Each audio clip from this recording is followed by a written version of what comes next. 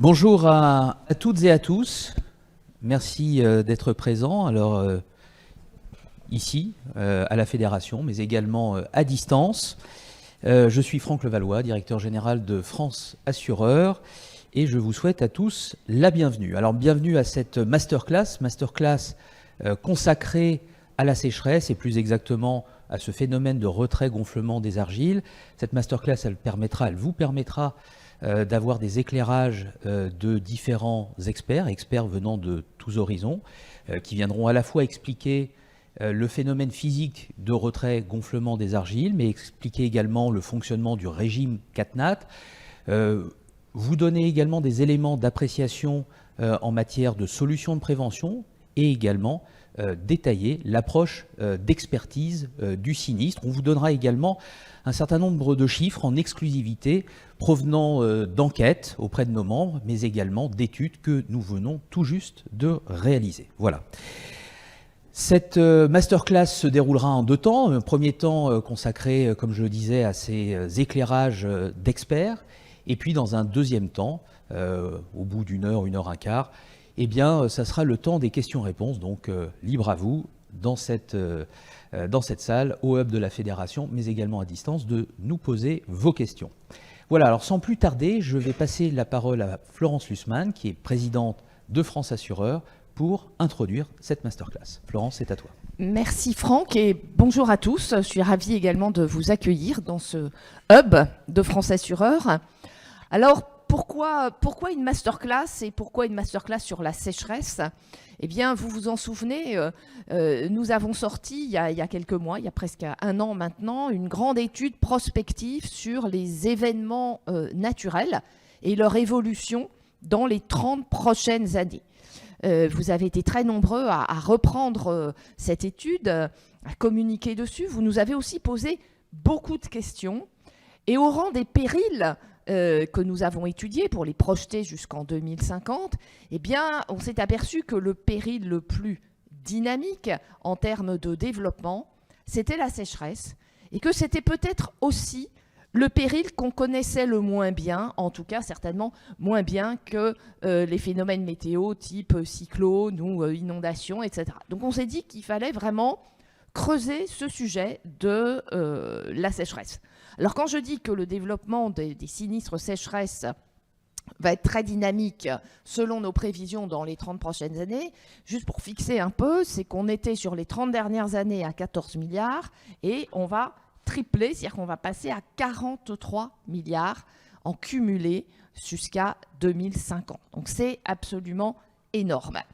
Et on le voit de toute façon, les étés et les années sont de plus en plus chaudes. Tout le monde a vécu les derniers mois en France. Donc on s'est dit que c'était le bon moment pour redonner une information extrêmement précise sur ce fléau que constitue la sécheresse et avec ses conséquences très spécifiques dans notre pays puisque nous avons des sols argileux et c'est bien ça qui pose problème, c'est à la fois la conjonction d'épisodes de sécheresse et puis la présence d'argile dans nos sous-sols.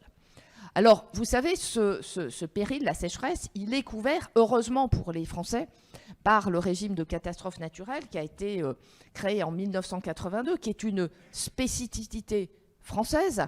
Alors, comme on aime bien tous faire du French bashing, il est très critiqué, ce régime. Je peux vous dire que quand on est à l'étranger et qu'on explique que pour 25 € par an, en moyenne, les Français sont couverts contre les conséquences des aléas naturels, tous les pays, ils achètent, hein, tout de suite. Donc, il faut quand même qu'on ait conscience de la chance qu'on a d'avoir ce régime, qui ne veut pas dire qu'il ne faut pas le faire évoluer. D'ailleurs, on l'a fait récemment, en décembre 2021. Il y a encore des choses peut-être à faire évoluer, mais en tout cas, c'est un atout très important pour l'ensemble de nos concitoyens et en particulier pour ceux qui malheureusement sont touchés par des événements naturels. Alors pour éclairer précisément ce phénomène du retrait-gonflement d'argile, on a souhaité vous proposer une vision à 360 degrés. Alors aujourd'hui, on va finalement va pas tant parler que ça d'assurance, hein. On va parler géologie, on va parler cartographie, on va parler mécanique des sols. Oui, n'ayez pas peur, on va pas faire des équations, mais et puis on va avoir des témoignages d'experts, vous savez, donc ces experts, ces ingénieurs qui sont capables de dire si des dégâts au bâti sont ou non consécutifs à un épisode de sécheresse. Donc voilà le programme de la matinée, donc une vision panoramique de l'ensemble des thématiques que recouvre ce sujet du RGA, du retrait-gonflement des argiles. Merci beaucoup Florence pour ce mot d'introduction. Et on va passer la parole pour commencer à Sébastien Jaffraud. Sébastien Jaffraud qui est directeur adjoint chargé de la prévention des risques et de la prévention au BRGM. Le BRGM, c'est le bureau de recherche géologique et minière. Sébastien, c'est à vous. Voilà la zapette. Alors bonjour à tous. Donc on commence toujours ce genre de présentation par une définition. Je pense que c'est important pour parler du sujet qui nous intéresse. Donc le mouvement de terrain, c'est d'abord provoqué par une variation de volume en fait, de certains minéraux argileux en fait, qui vont être forcément plus favorables justement à ce genre de choses. Donc on va directement aller vers la teneur en eau, qui va être l'élément justement important, qui va rentrer en ligne de compte directement en fait, pour pouvoir voir qu'on a vraiment une variation de volume. Donc dans le cas du gonflement, on parle d'hydratation, et dans le cas de retrait, on parle de dessiccation. Donc ça veut dire que je rajoute une notion, on parle souvent de sécheresse en termes génériques, mais il faut savoir qu'on n'aurait pas de retrait et gonflement si on n'avait pas la corrélation à la fois d'épisodes de sécheresse et aussi des périodes pluvieuses. Voilà, c'est un élément important à avoir à l'esprit. La mise en évidence du phénomène par les géotechniciens est déjà depuis longtemps. On peut citer Skempton en 1954 et puis Philippona en 1978. Donc on ne sait vraiment pas quelque chose que l'on connaît depuis des temps récents. Et les manifestations sont courantes dans plusieurs pays du monde, même s'ils n'ont pas le CatNat, ils ont quand même les mêmes problèmes que nous. Ils ont aussi des formations argileuses qui ont les mêmes problématiques. Donc on peut citer certains pays, les États-Unis, l'Afrique du Sud, Madagascar, l'Éthiopie, voilà. Donc sous nos climats, ce qu'on entend souvent parler, c'est des désordres liés à la sécheresse. Voilà. Mais il faut quand même mettre ça en avant sur les deux éléments, c'est-à-dire l'hydratation et la dessiccation. Alors, un petit peu de définition sans aller trop loin sur ce qu'est une argile. C'est important de bien le comprendre pour comprendre les mécanismes qui font que cet ensemble va évoluer en fonction de ces deux paramètres. Donc la classe granulométrique en fait, d'un matériau, dans le cas d'une argile, c'est très fin. C'est 2 microns, c'est inférieur à 2 microns. Donc forcément, on va parler, si on descend un petit peu dans l'échelle, on va comprendre que sa structure minéralogique est constituée de plusieurs couches, l'implément de plusieurs couches. Chacune de ces couches forme en fait, après, sont séparées par des feuillets. Et donc, on a surtout une typologie d'argile qui s'appelle les smectites, spécifiquement en fait, qui sont un empilement de feuillets, mais qui sont avec des liaisons, on va dire, très faibles entre elles. Donc, ils vont forcément être mobilisables. Et puis l'espace qui va rester entre ces deux feuillets, qu'on appelle espace interfoliaire, pour mettre un terme un peu technique, va varier fortement avec la présence d'eau. Donc le petit schéma qui est juste à côté l'illustre assez bien. On va parler de différentes échelles, nanoscopiques, microscopiques, voire millimétriques, où on comprend que l'espace entre deux éléments va forcément augmenter avec la présence d'eau ou non. Et dans l'autre cas, on peut avoir la même chose au niveau de l'espace entre les particules, et en même temps au niveau millimétrique, on voit qu'on a vraiment un gonflement désagréable. Donc ça, ces structures en feuillet confèrent aux matériaux argileux une forte capacité d'échange avec le milieu environnant, donc avec la présence d'eau. Pardon, je rapproche. Si on va directement sur ce qui va générer justement tous ces phénomènes, on a deux facteurs. On a un facteur de prédisposition et puis on a des facteurs de déclenchement. Donc dans les facteurs de prédisposition, on va revenir sur des données géologiques, en fait, des termes géologiques, qui sont sur les formations superficielles. Donc ces éléments sont simples, ça veut dire qu'on est capable de savoir si cette argile a un coefficient d'absorption plus élevé qu'une autre par rapport au milieu, par rapport à l'eau, ou si on va avoir des différenciations sur la surface même d'argile qui est présente sur le site, ou alors même sur d'autres éléments qui vont permettre de justement justifier cette caractérisation géologique. Mais en fait, il ne faut pas mettre que l'élément géologique en avant, il y a aussi toute la partie contexte hydrogéologique. Alors sur le contexte hydrogéologique, on va parler directement de la présence ou non de nappes dans le sol. Donc ces présences de nappes dans le sol peuvent avoir des éléments favorables, puisqu'on peut dire si on a une nappe, on aura forcément un milieu humide en permanence, donc on n'aura pas ces variations perpétuelles. Mais la présence d'une nappe à faible profondeur est directement influencée par des problématique de sécheresse. Donc directement, on va avoir justement un battement de cette nappe qui va favoriser justement ces phénomènes dans le temps. La géomorphologie, on va parler surtout du relief en tant que tel, qui peut avoir une incidence en fait directement liée en fait au fait si on a des fortes pentes ou non, ou si on a des zones un peu en cuvette qui vont être favorables à la présence d'eau ou non, ou justement au fait que l'eau va plus facilement ruisseler que s'infiltrer. Et puis on a toute la partie végétation, donc qui est directement liée aussi à ces prédispositions. Bien sûr, le phénomène racinaire, lui, va forcément se nourrir de l'eau qui est dans le sol, donc forcément va avoir un effet en fait sur ces zones argileuses. Et puis les défauts de construction, il faut aussi en parler, hein, parce qu'on a aussi toutes les habitations ne sont pas conçues de la meilleure manière possible.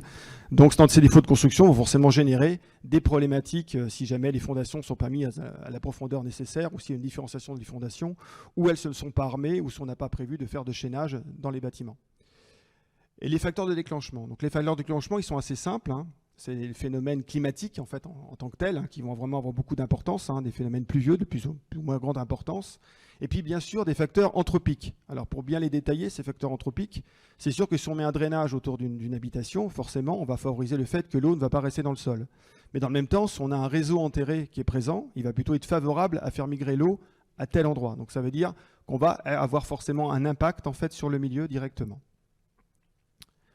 Pour ce qui est des mécaniques de tassement différentiel, parce que c'est pour faire un peu de mécanique, c'est de ce dont on parle à terme en fait, en termes de vulnérabilité des bâtiments. Donc là, tous les paramètres dont on a parlé, la géologie bien sûr, l'imperméabilisation ou non des sols, les aménagements avec des drainages ou même l'environnement avec la végétation. Et comme on peut le voir sur le petit schéma du bas, on aurait une argile qui s'est présente sur une grande surface avec une épaisseur constante et les mêmes caractéristiques. On n'aurait justement pas de phénomène de tassement différentiel puisque le bâtiment évoluerait de manière équivalente dans tous les points de ce bâtiment. On aurait des gonflements et puis des retraits et on n'aurait absolument rien. C'est pas comme ça que ça se passe la plupart du temps. On a forcément une présence d'argile qui n'est pas répartie de la même manière partout. C'est ce qu'on voit sur le schéma. Et donc, dans cette limite-là, on va avoir des tassements qui vont être différentiels sur le bâtiment. C'est ce qu'on peut voir par des fissurations qui touchent souvent des zones d'alèse, etc., de fenêtres, etc., mais qui sont des choses qui sont très visibles, dont parleront les experts après moi. Donc, pour tout ça, maintenant, on va finir pour dire comment on évalue en fait sur le territoire national en fait l'ensemble de ces éléments. Donc, pourquoi on est parti de la carte Géol? C'est qu'en fait, on sait entre la première carte que vous voyez qui définit les mouvements de terrain différentiels consécutifs à la sécheresse, à l'érythration des sols, on se rend compte que tous ces points rouges sont quand même plutôt localisés dans des zones de bassins sédimentaires bien connus ou dans le couloir rhodanien. Donc ça veut dire qu'on a directement, et dans ces zones-là, on a des présences d'argile fortes. Donc on a directement la corrélation avec la carte Géol, qui nous permet justement de construire tout le raisonnement que je vais vous expliquer juste après. Donc voilà. Donc la grande différence par rapport à ce qu'on pourrait regarder, on ne regarde pas que la géologie. Donc je vous l'ai dit, il y a la géologie, on croise avec une analyse lithologique des minéraux et puis la géotechnique, on hiérarchise, on fait une carte des argiles et on arrive à une carte de susceptibilité qui correspond vraiment à des données scientifiques. Et après, on a toute la partie recensement et localisation des sinistres qui permettent d'alimenter justement des cartes de zonage et qui permettent de renforcer le fait que si la carte qu'on a définie est bien en corrélation avec les sinistres qui sont connus. On peut se baser sur une référence du SILEC, les bases de données qui existent du MRN, sur lesquelles on a pu après croiser l'ensemble de ces deux éléments et définir des cartes d'exposition qui font partie des zonages élans. Donc pour juste donner un élément pour un peu finir les choses, il y a des zones faibles, moyennes et fortes. Les zones moyennes et fortes, elles représentent 48% du territoire français. Enfin, donc c'est quand même quelque chose d'important sur le territoire français. On peut le dire comme ça. Et puis après, si on veut être nourri de l'ensemble de ces informations, on rebondira plus tard sur le sujet, il existe un portail qui s'appelle Géorisque, en fait, qui recense l'ensemble de ces éléments en termes de risque, plus d'autres. Voilà, pour ce qui est de ma partie.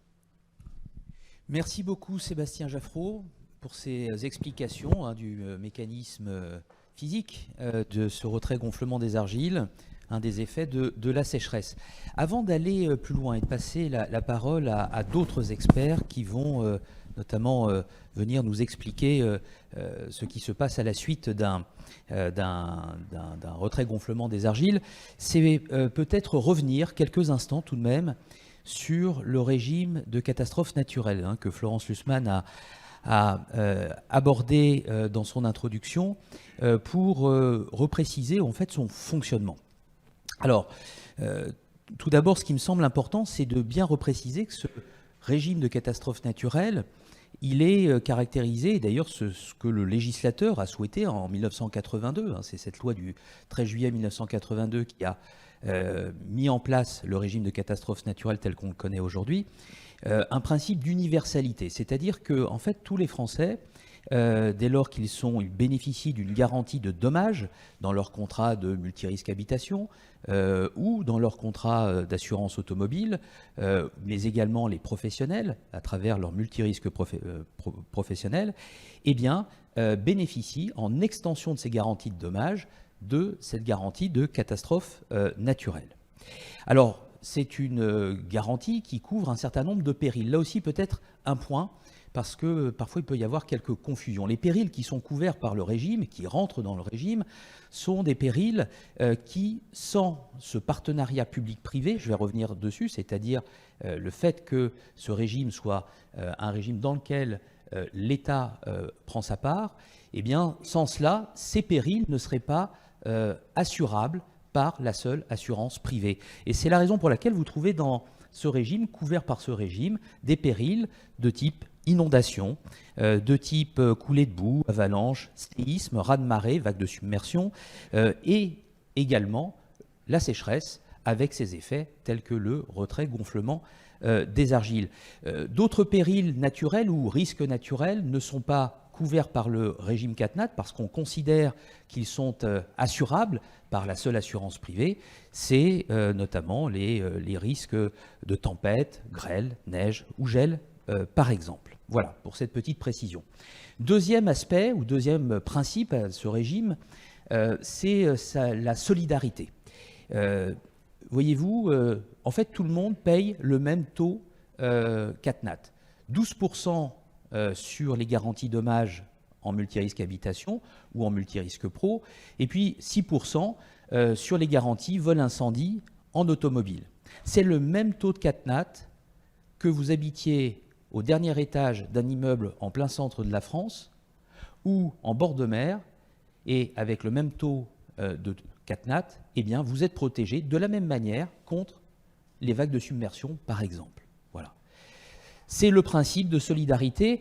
On pourrait même dire que ce principe se dédouble, puisque le fait d'avoir une extension automatique de cette garantie sur tous les contrats de dommages, eh bien, permet une très large mutualisation du risque, ce qui permet eh bien, d'atteindre un tarif assez modique finalement, puisque en moyenne, le coût de cette garantie CatNat, c'est 25 € par an en moyenne, d'accord, sur les contrats multirisque habitation, et vous voyez, un peu moins de 3 € pour les contrats auto. Alors d'autres éléments qui caractérisent ce régime CatNat, c'est notamment le système de franchise légale. Alors les franchises sont déterminées dans le régime CatNat, ce ne sont pas les assureurs qui contractuellement peuvent les changer. C'est 380 € de franchise dans le régime CatNat, mais pour la sécheresse, cette franchise passe à 1520 €. Ça, c'est pour les particuliers. Et puis pour les professionnels, c'est une franchise égale à 10% des dommages, avec un minimum de 1140 € pour le régime CatNat. Et pour ce qui concerne au sein de ce régime CatNat, donc c'est un peu une exception, pour la sécheresse, le retrait-gonflement des argiles, eh bien, la franchise passe à 3050 € pour les pros, c'est-à-dire un minimum de 3050 € et 10% des dommages. Également des délais qui sont encadrés dans ce régime CatNat, notamment le délai aujourd'hui de déclaration de sinistre après la publication de l'arrêté de CatNat, c'est 10 jours. D'accord. Et puis, un autre délai réglementaire qui, pour les assureurs aujourd'hui, c'est de régler le sinistre dans les 3 mois qui suivent l'état de perte, transmis par l'assuré. Alors, comme je vous le disais, ou comme plutôt Florence le disait tout à l'heure, ce régime, il a été modernisé. C'est une demande que les assureurs poussaient depuis maintenant pas mal de temps pour répondre à des sollicitations sur le terrain auxquelles nous sommes confrontés, bref, que les assurés nous exprimaient. Alors, toutes ces évolutions du régime CatNat vont dans le bon sens pour les assurés. Plus de couverture, plus d'accompagnement et plus de transparence. Notamment, je vous donne quelques exemples, dans le futur régime CatNat, en fait à partir du 1er janvier 2023, puisque cette loi de modernisation qui date de décembre 2021 entrera en vigueur au 1er janvier 2023, eh bien, il y a notamment un encadrement encore plus fort des délais et plus de délais de déclaration pour les assurés. Notamment, les assurés auront 30 jours, non plus 10, mais 30 jours à partir de la date de publication de l'arrêté de CatNat. Ils bénéficieront finalement d'un encadrement des délais pour que l'assureur leur communique les modalités de mise en jeu des garanties. Donc, ça sera un mois entre la déclaration de sinistre et la communication de ces modalités de mise en jeu. Un mois également entre la réception du rapport d'expertise, on en parlera tout à l'heure, et la proposition financière donc faite à l'assuré. Donc là, c'est encadré. Et puis, 21 jours à compter de l'acceptation de la proposition par l'assuré.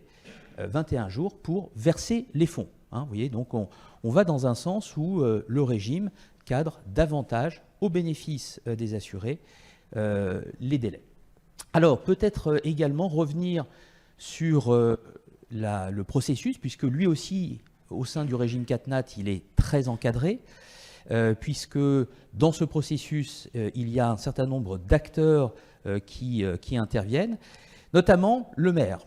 Puisque le maire va jouer un rôle important, puisque c'est lui qui va initialiser la demande de la reconnaissance de l'état de catastrophe naturelle, en transmettant au préfet un certain nombre d'éléments, notamment des éléments d'identification du phénomène, la date, le lieu, qui correspondent à ce phénomène, et notamment pour la sécheresse. Alors, les maires sont sollicités en fait par leurs administrés, par des assurés qui souhaitent bénéficier du régime catastrophe naturelle suite à une sécheresse, par exemple, et donc qui vont demander à leur maire de faire cette demande.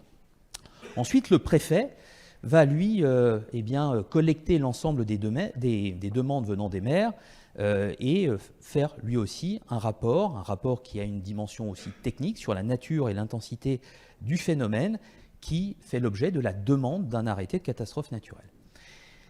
La commission interministérielle, une commission interministérielle plutôt, va se réunir. Alors elle réunit des représentants du ministère de l'Intérieur, ministère de l'Outre-mer, de l'Économie et des Finances, et puis également de l'écologie. Cette commission interministérielle, elle va analyser ces demandes qui remontent des préfets et sur la base de critères, et notamment pour la sécheresse, des critères de type bilan hydrique et nature des sols, pour voir si la demande correspondant à un type de sécheresse, à une période donnée et une localisation, correspond bien à une intensité anormale d'un agent naturel, en l'occurrence la sécheresse. Voilà comment ça fonctionne. Et ensuite, on rentre dans, la phase assurantielle, où la déclaration de sinistre sera transmise à l'assureur par son assuré, par ses assurés. L'assureur missionnera un expert, on reviendra sur le sujet.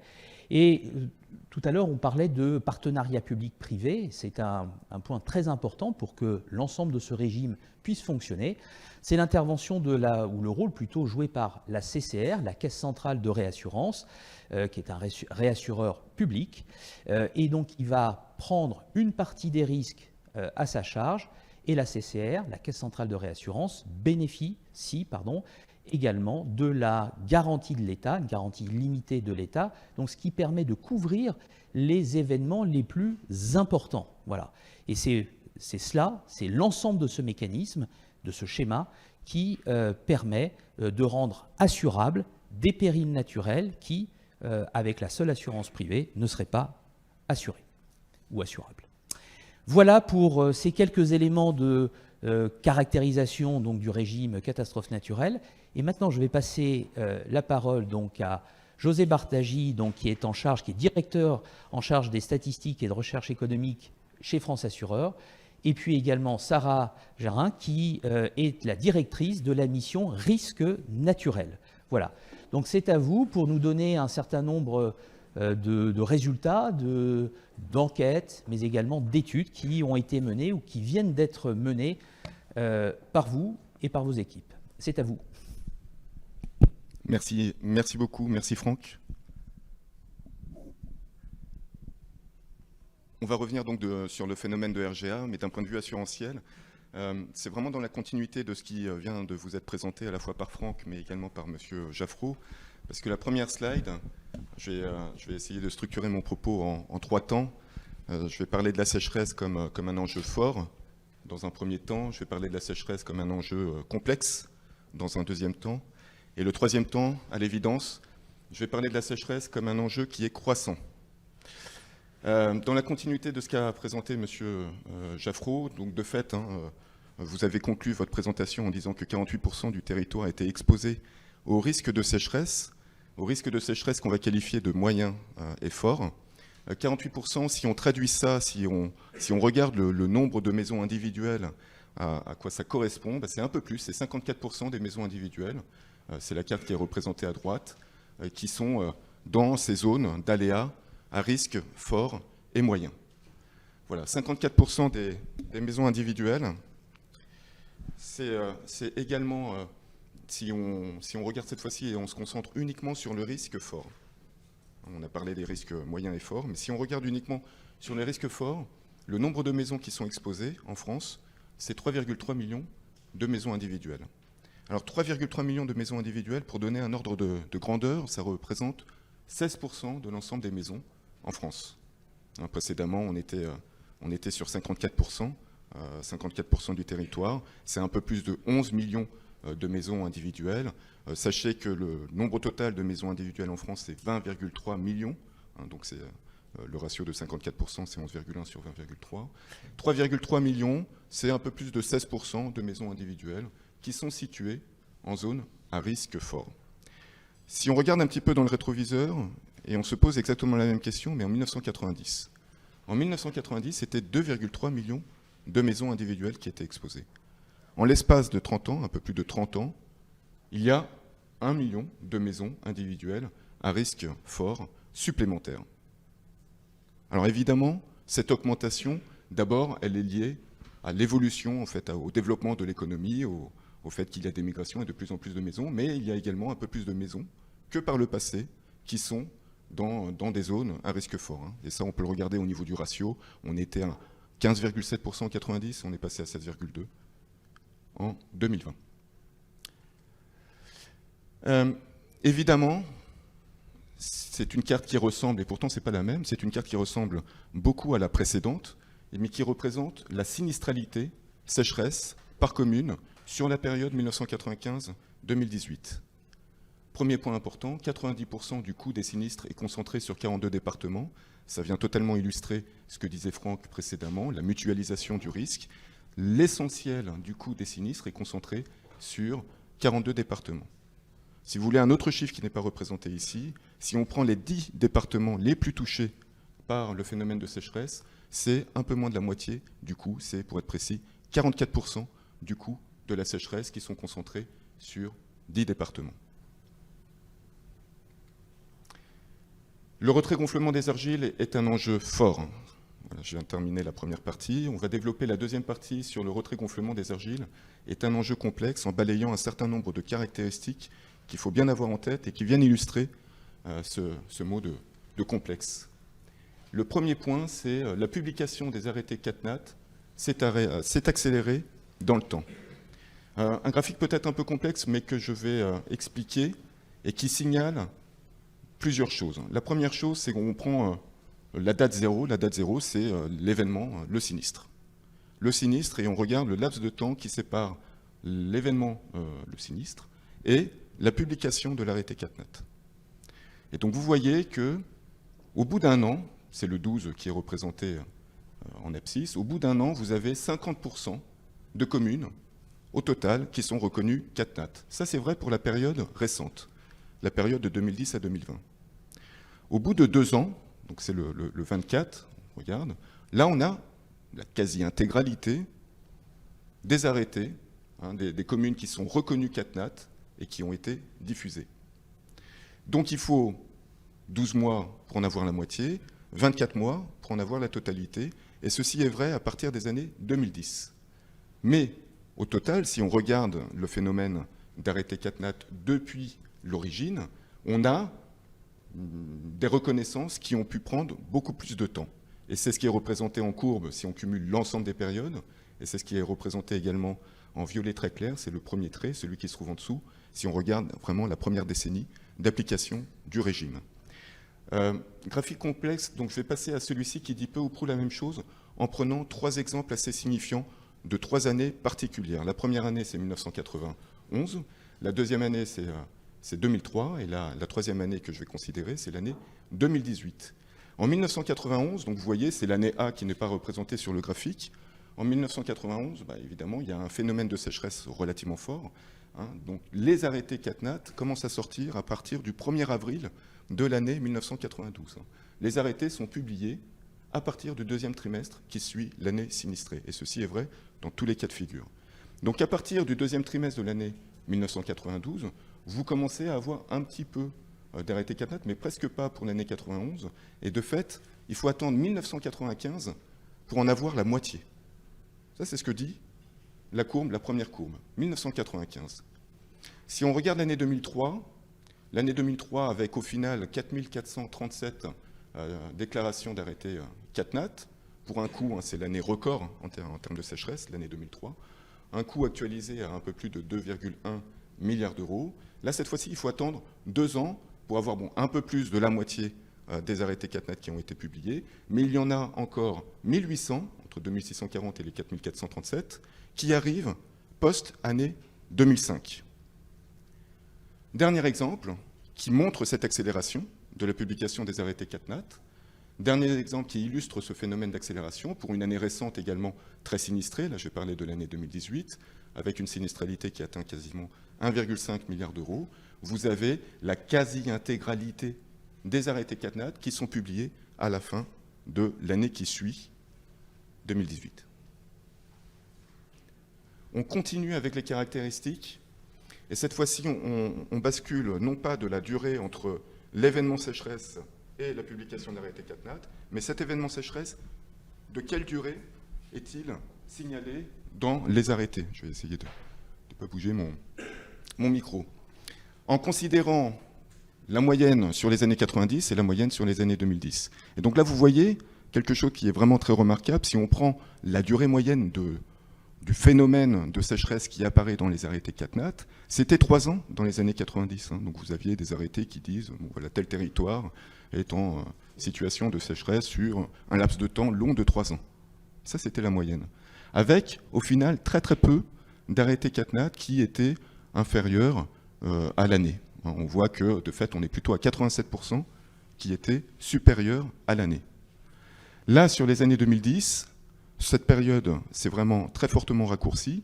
On n'est plus qu'à 4,6 mois de durée moyenne de l'événement de sécheresse, 4,6 mois avec la quasi-intégralité, même l'intégralité, qui a une durée de 3, 6, 9 ou 12 mois. Et ça ne dépasse pas l'année. Autre caractéristique, la sécheresse, comme l'a dit M. Jaffraud, important de la définir, il y en a plusieurs types. On parle évidemment et on pense beaucoup à la sécheresse en période estivale, mais on parle un peu moins, alors que c'est un vrai phénomène, de sécheresse automnale ou printanière. Et de fait, si on regarde toutes ces périodes de sécheresse de toutes ces communes et qu'on cumule le total, on se rend compte qu'au final, un peu moins de la moitié des épisodes de sécheresse ont lieu pendant cette période estivale. Plus encore, si on cumule les sécheresses en période automnale et printanière, on arrive quasiment au même niveau que les sécheresses en période estivale.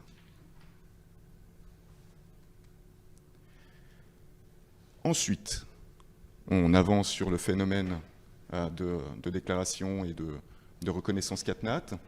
Tous les dommages au bâti ne relèvent pas du régime CatNat, car les demandes d'arrêté CatNat ne sont pas toutes acceptées.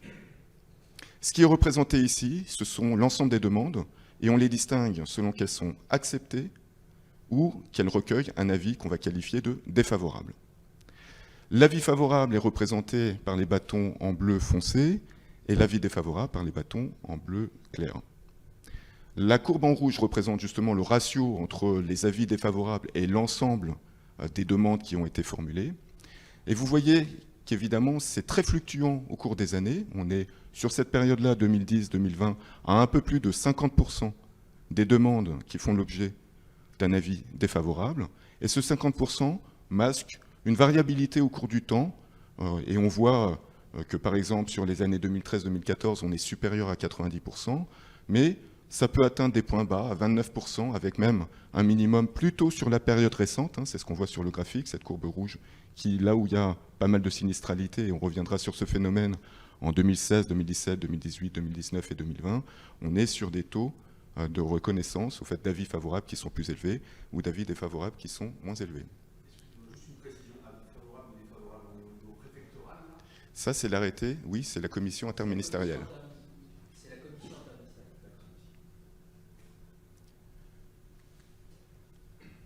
Et en cas d'arrêté... J'y arrive. Vous êtes attentif, c'est très bien. Et en cas d'arrêté CatNat, donc là, la première étape, c'est ce qu'il y a un arrêté CatNat. Donc on a vu que dans un peu plus de 50% des cas sur cette période d'analyse entre 2010 et 2020, un peu plus de la moitié recueillaient un avis défavorable. Mais en cas d'arrêté CatNat, tous les dommages au bâti ne sont pas liés à la sécheresse. Donc ce qui est représenté ici, c'est une opération particulière, spécifique, que nous avons menée auprès des membres, car c'est une information que nous n'avions pas jusqu'à récemment, qu'on a développée au cours des dernières semaines et des derniers mois, pour justement alimenter la connaissance. Et donc je vais vous présenter deux choses vraiment nouvelles. La première chose, c'est le taux de sinistres qui sont qualifiés sans suite, ou taux de sinistre, si on prend le dual, qualifié avec suite. Donc là, vous avez les demandes, les déclarations de sinistres. Les déclarations de sinistres qui, a priori, relèvent de la sécheresse. Tous les mots sont importants, et donc notamment le a priori, parce que de fait, après examen de la part des assureurs, il y a des avis avec suite, et j'y reviendrai, et des avis sans suite.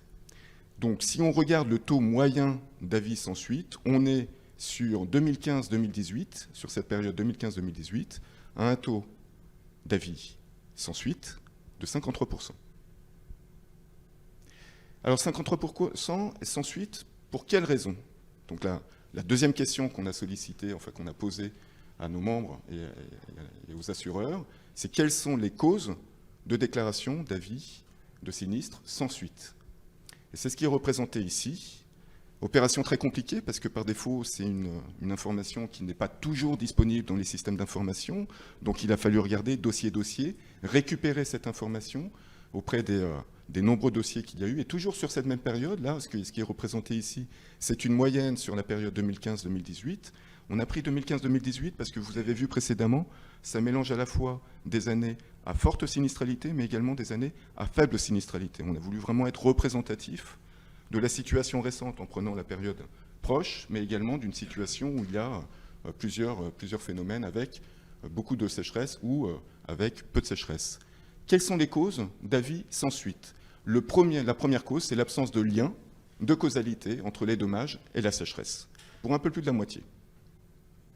La deuxième raison, c'est une déclaration à titre conservatoire. Des informations ont été sollicitées auprès de l'assuré, et l'assuré n'est pas revenu vers l'assureur et n'a pas donné suite, pour 19%. La troisième raison, dans l'ordre, les dommages, au final, se sont avérés être inférieurs à la franchise qu'a évoqué Franck un peu plus tôt au cours de cette présentation. Enfin, vous avez d'autres causes, soit les dommages sont antérieurs ou postérieurs à la période qui est visée par l'arrêté CatNat, soit les biens ne sont pas couverts, et il y a également d'autres raisons un peu spécifiques pour certains assureurs ou pour d'autres qui viennent compléter ce paysage. Alors, juste avant de terminer sur le troisième enjeu, je passe la parole à Sarah qui va vous parler spécifiquement de cette année 2022, de notre année très particulière. Merci José. Donc effectivement, je vais peut-être avoir juste la zapette. Merci. Donc dans le cadre de ces missions, la MRN réalise un suivi en continu du phénomène de sécheresse qui s'appuie sur un indice d'humidité des sols, le SWI normalisé de Météo France. Lorsque cet indice est positif, il met en évidence une période avec un sol superficiel plus humide que la normale. Lorsque cet indice, au contraire, est négatif, il met en évidence une période de déficit hydrique. Cet indice permet donc d'identifier les territoires en sécheresse extrême, c'est-à-dire de périodes de retour supérieures à 25 ans. Si on regarde la carte donc en haut à gauche, en janvier 2022, l'indice d'humidité des sols est proche de la normale sur la quasi-totalité du pays, même si certains territoires que vous voyez en rouge commencent déjà à montrer des signes de déficit hydrique. La succession de cartes présente l'évolution de la sécheresse des sols superficiels au fil des mois. En fait, cette représentation, elle permet d'identifier les mois les plus impactants en termes de sécheresse extrême. En 2022, c'est les mois de mai et de juillet qui correspondent à des périodes pour lesquelles il y a le nombre le plus important de territoires supplémentaires en sécheresse extrême. On en a plus 33% en mai et plus 28% en juillet. 2022 se caractérise donc par une sécheresse qui est printanière et estivale. À fin août 2022, on a la quasi-totalité du territoire métropolitain qui a connu au moins une période de sécheresse extrême. Sur ces territoires en sécheresse extrême, on calcule l'exposition au phénomène de retrait, donc gonflement des argiles. La combinaison des deux critères, l'indice d'humidité des sols, mais aussi l'exposition au retrait gonflement des argiles, permet d'aboutir à une estimation du coût de la sécheresse. Effectivement, l'ensemble des territoires en sécheresse extrême ne sont pas tous exposés de la même manière au phénomène de retrait-gonflement des argiles. Pour aboutir à un coût, on enrichit en fait la combinaison entre l'indice d'humidité des sols et l'exposition au retrait-gonflement des argiles par des indicateurs de sinistralité. Le taux de sinistre et le coût moyen de sinistre lié au retrait-gonflement des argiles. C'est à partir donc de ces différentes étapes que la MRN estime que le coût de la sécheresse 2022 est comprise entre 1,6 et 2,4 milliards d'euros.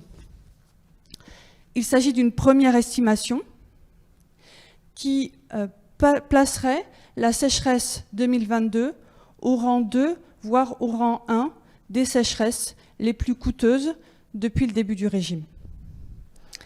Je te repasse la parole, José. Merci Sarah. Et dans la continuité, donc on va finir sur la troisième partie sur l'enjeu de sécheresse. C'est un enjeu donc croissant. Et il n'y a plus meilleure introduction de cette troisième partie que la sinistralité qui pourrait affecter la France en 2022 sur ce risque sécheresse. Alors c'est un enjeu croissant. D'abord, regardons un petit peu dans le rétroviseur. C'est évidemment la première opération à faire, et notamment lorsqu'on regarde les sinistres climatiques.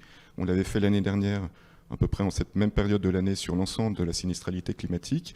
Là, on est vraiment focusé sur le risque sécheresse, avec une figure qui dit une chose relativement simple. Depuis 1989, la sécheresse représente une part croissante de la sinistralité climatique. Si c'est 17% en moyenne sur l'ensemble de la période, vous voyez qu'avant 2016, on est à 15%. Et que sur les dernières années, de 2016 jusqu'à 2021, sans même inclure l'année 2022 pour lesquelles il y a une estimation, mais il faudra être patient pour avoir vraiment le chiffre définitif, on est déjà à 24%. Donc une hausse de 9 points de pourcentage entre ces deux périodes, avec évidemment beaucoup de variabilité au cours de l'année. On voit le pic, de 2003 à 2100 qui, pour une histoire de visibilité du graphique n'a pas été représentée. Donc on passe de 15% à 24% les sinistres sécheresse sur l'ensemble des sinistres climatiques. Et lorsqu'on parle des sinistres climatiques, le périmètre qu'on retient, c'est ce qui a été mentionné un peu plus tôt par Franck. Vous avez tous les périls qui sont dans le régime CatNat, mais on y ajoute également les périls qui ne sont pas couverts qui ne sont pas couverts par le régime CatNat, la tempête, la grêle, la neige, et il faut également ajouter les assurances récoltes. Donc, lorsqu'on évoque le dénominateur de la sinistralité climatique, ce sont ces trois parties que l'on considère. Donc, c'est un enjeu croissant, c'est quelque chose qu'on voit par le passé, et si on prend une loupe et on regarde les dernières années, c'est quand même assez impressionnant de voir que 6 des 9 années les plus sinistrées sont post-2015. 6 des 9 années les plus sinistrées sont post-2015, sont représentées dans ce tableau en rouge. Si l'année 2003 est la première année, 2022, on prend le centre de la fourchette qui vous a été présenté par Sarah, on serait en deuxième position, mais peut-être en première, peut-être en deuxième. Ensuite arrive l'année 2018, 2020, 2017, et l'année 2019 et 2016 sont également dans les 9 premières places. Autre point qui est relativement important aussi, donc en 2022, la France connaît pour la 6e fois en 10 ans une sécheresse de grande ampleur. Donc de fait, si on regarde un peu plus, avec un peu plus de recul, l'année 2003, qui était une année très très fortement sinistrée, était précédée et a été suivie de phénomènes de sécheresse vraiment faibles, en tout cas peu coûteux, alors qu'on a eu une séquence, pour dire les choses un peu différemment, de sinistralité très très forte en 2016, 2017, 2018, 2019 et 2020. Donc 5 années d'affilée avec beaucoup de sécheresse, un peu de répit en 2021 et encore à nouveau en 2022 une sécheresse qui pourrait être très coûteuse. Je vais passer vite sur ce graphique qui est très joli mais qui dit des choses qui sont relativement simples. La sécheresse évidemment c'est la conjonction de deux phénomènes, des températures élevées d'une part et des précipitations faibles d'autre part. Et si on regarde au niveau national et qu'on représente l'écart sur ces deux caractéristiques météorologiques de température et de pluviométrie, l'écart année par année par rapport à la moyenne, le cadran qui nous intéresse, c'est le cadran qui se trouve en bas à droite, lorsqu'il y a des températures élevées et des températures élevées et une pluviométrie faible, on regroupe l'essentiel de la sinistralité. La taille des cercles représente la sinistralité. On voit qu'on retrouve l'essentiel de la sinistralité de sécheresse. Et notamment en rouge sont représentées les années récentes, l'essentiel également de la sinistralité sécheresse de ces dernières années. À l'horizon 2050, je vais évoquer cette petite piqûre de rappel, mais ça c'est déjà quelque chose qu'on avait présenté la fois dernière, donc l'année dernière au moment de l'étude climat. Le coût de la sinistralité sécheresse pourrait donc tripler et impacter plus fortement certains départements. Pour mémoire, sur les 30 dernières années, nous étions à 14 milliards d'euros. Sur les 30 prochaines années, comme l'a dit Florence en introduction, nous pourrions atteindre 43 milliards d'euros en France pour le péril sécheresse. Ces 43 milliards d'euros se décomposant comme ce qui est représenté ici, à savoir un impact d'abord climatique de 17 milliards d'euros, suivi d'un impact enrichissement, d'évolution de l'économie, de la richesse nationale, de l'ordre de 7,4 milliards d'euros. Enfin, cette sinistralité est particulièrement concentrée sur quelques départements, comme représenté à droite, la Haute-Garonne, la Gironde, le Gers aussi. Donc c'est un phénomène qui est massif, qui est croissant et qui est localisé particulièrement sur certains départements. Je vous propose de m'arrêter là et... Merci beaucoup, merci Sarah, merci José pour tous ces éléments. Notamment, vous avez vu un certain nombre de chiffres en exclusivité qui sortent à peine d'études et d'enquêtes que nous venons de réaliser et de terminer. Alors, on a déjà eu beaucoup d'experts, chacun dans des domaines différents. Là, on va faire appel aux experts d'assurance, c'est-à-dire ceux qui se rendent sur les sinistres, d'accord, pour, à la fois dans le cadre du régime catastrophe naturelle, analyser le lien de causalité entre les dommages qui sont constatés et le phénomène de sécheresse, c'est-à-dire de retrait-gonflement des argiles. Donc d'abord, analyser cette causalité. Et puis, dans un deuxième temps, évaluer le coût de la solution de réparation dès lors que le régime CatNat peut s'appliquer parce que le lien de causalité a été établi. Alors pour ce faire, je vais demander donc à Emmanuel Villette, qui est président de la Fédération des sociétés d'expertise, de venir, ainsi qu'Olivier Boniface, qui est président de la Compagnie des experts, et François Estrade, qui est directeur formation à la Compagnie des experts, pour nous expliquer finalement comment tout ça se passe sur le terrain. Merci Franck, bonjour à tous.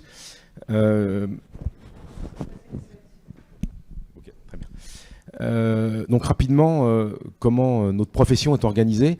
Donc on a deux organisations qui représentent la profession. La Fédération des sociétés d'expertise, qui est l'organisation qui représente les employeurs de la branche. C'est l'unique organisation représentative de la branche. Donc son rôle est évidemment d'assurer la promotion de la profession, les échanges avec les pouvoirs publics et avec France Assureur, entre autres. Et puis la Compagnie des experts, qui est une organisation de métier qui anime la dimension technique de la profession, assure la formation des experts et recueille un ensemble régulier d'éléments techniques et de données techniques sur la profession. Un expert, on en a rapidement parlé, mais revenons-y, c'est d'abord et avant tout un technicien. Les experts sont des hommes de l'art, ils sont formés et recrutés pour leur capacité à évaluer des préjudices et à aider l'assureur à indemniser, et ce dans le cadre d'un contrat d'assurance. Les experts sont indépendants, ils sont choisis par les assureurs, les sociétés, notamment par les assureurs, au regard de leur capacité à avoir une couverture territoriale qui permet de la réactivité, une capacité à intervenir sur tous les champs des contrats d'assurance.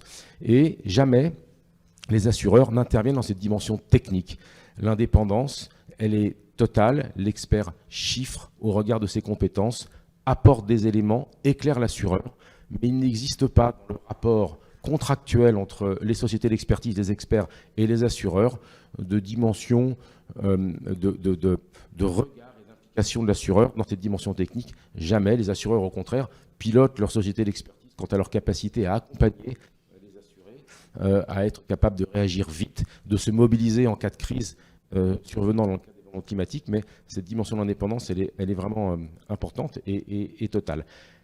Quelques chiffres. Les experts, c'est 2 millions de sinistres traités par an. Les experts évaluent 20 milliards d'euros de préjudices par an, hors le périmètre de l'expertise automobile. Et sur la population de la profession, c'est 10 000 salariés et 5 000 experts. Plus spécifiquement sur la sécheresse, les 4 dernières années ont nécessité la mobilisation d'experts pour traiter 150 000 sinistres sécheresse. Et sur les 5 000 experts dont nous disposons, 1 200 sont formés à l'événement sécheresse.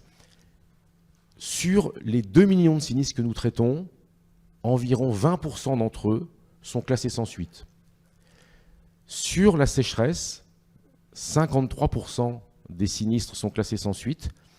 François expliquera tout à l'heure les raisons techniques de ces classements sans suite, on en a parlé un petit peu tout à l'heure, mais je précise que c'est important que quand les arrêtés de catastrophes naturelles sécheresse paraissent, les représentants des territoires, des communes, incitent de bonne foi leurs concitoyens à déclarer leurs sinistres, alors même que peut-être ils ne sont pas consécutifs à la sécheresse. Et la sécheresse est le seul événement que nous expertisons où il y a une déclaration systématique alors que les dommages ou ce qui peut être considéré comme dommage ne sont pas consécutifs à la sécheresse. Donc cet écart entre 20% sur les 2 millions de sinistres en général et 53% sur les sécheresses est important, et c'est ce qui parfois va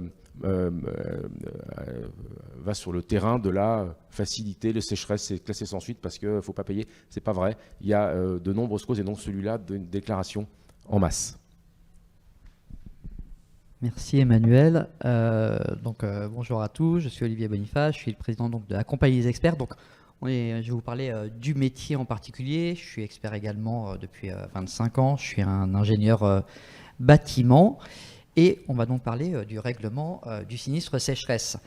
Et il faut savoir que le sinistre sécheresse a vraiment une place particulière dans nos expertises. Le sinistre sécheresse, on en parlait un petit peu, c'est l'un des rares sinistres où il va falloir, on ne va pas constater des dommages, hein, comme dans une inondation, on a une montée des eaux, on a des traces d'eau partout, donc on va pouvoir arriver et constater en lecture directe les dommages. Le sinistre sécheresse, il va falloir établir, caractériser le dommage pour savoir si on est bien sur un sinistre sécheresse. Donc on voit que dès le début, on va faire appel à des connaissances très techniques, scientifiques, pour savoir si on est sur une sécheresse. Vous savez presque tout maintenant suite à la présentation, mais un événement catastrophe naturelle, ce sont des dommages directs, matériels, causés de manière déterminante par une intensité anormale d'un agent naturel. Alors déjà, vous voyez, il y a beaucoup de termes dans tout ça.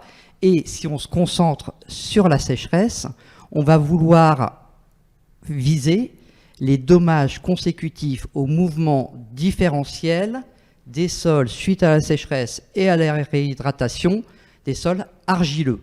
Donc vraiment, on est sur des dommages très particuliers et comme le disait Emmanuel, on peut avoir des dommages liés à la chaleur, des décollements de peinture, beaucoup de choses comme ça. C'est pas ce qu'on va viser dans le régime légal de la catastrophe naturelle, sécheresse en particulier. Donc, un gros besoin de technicité, et c'est ce que sont les experts, des techniciens. Ils sont en particulier, donc on va parler des experts sécheresse, ce sont des techniciens par leur cursus académique. Hein, on va avoir des ingénieurs, des architectes, des géotechniciens, des techniciens du bâtiment, qui vont avoir donc ce bagage technique, mais qui vont devoir apprendre également le métier d'expert, parce qu'un bon technicien n'est pas forcément un bon expert, parce qu'il y a beaucoup de dimensions. Donc ces ingénieurs, ils vont être formés au sein des sociétés d'expertise, bien entendu, et puis au sein du syndicat métier, avec sa filiale de formation que représente ici François Estrade, et il va y avoir des formations permanentes, diplômantes. Hein, les experts, ils sont ingénieurs, ils peuvent être techniciens experts d'assurance, ils peuvent être certifiés EA par un organisme qui s'appelle le CNPP, voire certifiés en bâtiment, mécanique des sols, structure. Donc voilà, il y a toute une mécanique pour avoir des experts qui ont des connaissances techniques très approfondies dans le règlement des sinistres et en particulier la sécheresse. Voilà, cette double dimension, elle est très importante, on en parlait tout à l'heure, des techniciens, mais il y a cette double dimension de gestionnaire sinistre et expert. C'est-à-dire que lorsqu'on est expert, et en particulier sur les catastrophes naturelles où nous avons des sinistrés, notre première étape, c'est d'aller accompagner le sinistré face à son sinistre, hein, qui sont souvent des sinistres traumatisants. Donc on va arriver, on va s'organiser pour intervenir très rapidement et accompagner le sinistré. On va connaître les contrats d'assurance, bien entendu, et bien sûr le régime légal catastrophe naturelle avec toutes ses particularités. Et avec, une fois qu'on est sur cette gestion du sinistre, on va pouvoir passer à l'analyse technique. Vous l'avez vu, il va falloir déterminer si on rentre bien dans le cadre de l'arrêté, qui est limité dans l'espace, dans le temps, avec toutes ces caractéristiques qu'on connaît. On va travailler sur la cause déterminante de l'agent naturel sur les dommages que nous constatons.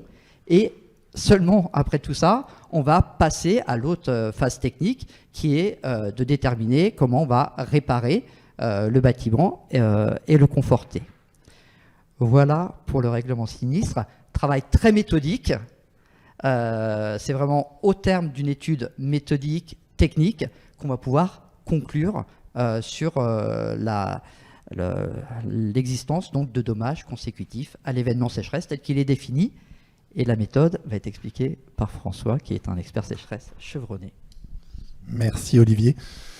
Je vais vous expliquer rapidement, parce que ça serait très long sinon, ce qu'on fait dans une expertise sécheresse pour établir si on a bien des dommages dont la cause déterminante est un mouvement de terrain différentiel, consécutif à la sécheresse et à l'hydratation des sols, sur une certaine période d'ailleurs, puisque c'est l'intitulé de l'arrêté de catastrophe naturelle. Pour ça, les experts ont travaillé avec des assureurs il y a assez longtemps, ça fait plus d'une vingtaine d'années, et on a établi un rapport type qui est utilisé à peu près par toute la profession. Donc je vous présente quelques éléments essentiels. Bon, il y a une partie administrative, Olivier vient d'en parler, sur le contrat d'assurance, etc. C'est pas l'objet. Plusieurs chapitres. Un sur les informations sur le type de construction, l'âge, le mode de constructif, d'éventuels travaux de transformation, de réhabilitation qui ont été faits dans les maisons. Ça, évidemment, il y a toujours le cas, par exemple, des maisons qui ont moins de 10 ans d'âge. En général, on va renvoyer vers l'assurance construction sur ces types de sinistres. De ce qu'on appelait la description d'environnement de la construction, la localisation par exemple sur la carte établie avec une collaboration entre le BRGM et la MRN, tout ce qui concerne la topographie du terrain, la présence de terrasses ou de trottoirs, de végétation, les facteurs de prédisposition dont Sébastien Jaffroux vous a parlé dans son exposé tout à l'heure, qui sont une part importante du travail pour comprendre le problème et pour comprendre si on a bien affaire à des dommages liés au phénomène de terrain. Ensuite, évidemment, constatation, description des dommages déclarés, donc ça veut dire qu'on va à ce moment-là faire des croquis bien souvent, se baser éventuellement sur les plans de construction si on les a, et faire des photos pour illustrer le rapport. Et puis, en fonction de chacun de ces dommages, on va donner notre avis sur la cause des dommages et savoir si ces fameux mouvements de terrain sont bien la cause déterminante. Donc, c'est l'ensemble de ce travail qui sont ensuite transcrites dans le rapport d'expertise et qui seront transmis à l'assureur par l'expert.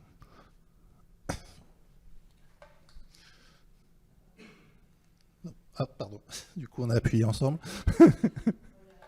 Voilà. Là, je vous ai mis quelques exemples pour illustrer les cas où on a des fissures qui manifestement ne sont pas liées à des problèmes de mouvement de terrain. Je me rapproche, mais vous avez, c'est très classique et très souvent, pas exagéré, mais souvent sur des dossiers sécheresse, on arrive et on nous présente ces fissures-là qui sont des fissures structurelles, ce qu'on appelle nous des fissures structurelles, mais qui ne traduisent pas du tout un tassement différentiel de fondation, qui traduisent simplement que la structure bouge.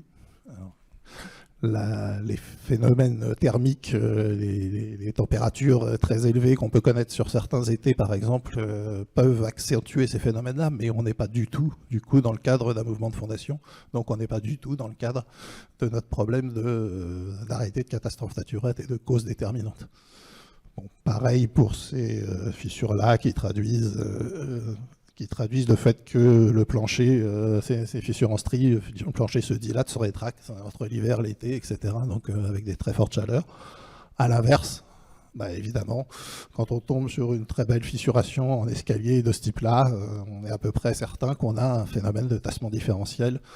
On comprend bien que ici, c'est cette avancée de la maison qui est en train de se tasser ici. Alors après, on va essayer de comprendre, une fois qu'on a dit ça, on va aussi essayer de comprendre pourquoi il y a cette petite partie qui tasse. Mais voilà. Donc sur les causes de refus de catastrophes naturelles, nous, ce qu'on a identifié, c'est ce que, en première cause, c'est un peu ce que je viens de vous expliquer, comportement différentiel de matériaux, c'est-à-dire les phénomènes de dilatation, de retrait des matériaux, mais qui ne sont pas des phénomènes de retrait et gonflement d'argile. On parle des matériaux constitutifs de la maison, et là, on n'est plus du tout dans du tassement différentiel. Ensuite, des défauts de chaînage, etc. Les linteaux, on a souvent des fissures au niveau des appuis de baie qui partent en diagonale, qui sont liées à la dilatation du linteau, de l'appui, pardon. Tassement de remblai sous des terrasses, etc. Bon, je vous laisse voir tous ces items. Vous voyez qu'il y a un certain nombre de facteurs qui expliquent des dommages, mais qui ne sont pas des facteurs de tassement de fondation pendant une période de retrait-gonflement d'argile. Voilà. Merci beaucoup, messieurs. Merci Emmanuel, Olivier, François, pour ces explications qui permettent d'y voir plus clair sur les raisons qui font que certains dommages, certains sinistres sont liés à la sécheresse et d'autres ne sont pas liés à la sécheresse. Alors, on a parlé beaucoup là de tout ce début de processus, à la fois de la commission interministérielle, des arrêtés de CatNat, du rôle des experts. On vous a donné beaucoup de chiffres autour de la réparation, autour du sinistre. Mais réparer un sinistre, c'est bien, prévenir le sinistre, c'est mieux. Et donc, on va parler maintenant de prévention et de remédiation. Et pour ce faire, donc, j'appelle Lamine Guilameur, qui est docteur en mécanique des sols au CEREMA. Le CEREMA, c'est un centre d'études qui est un établissement public qui est placé sous l'égide, la tutelle du ministère de la Transition écologique. Donc, Lamine, c'est à vous. Merci, bonjour à tous.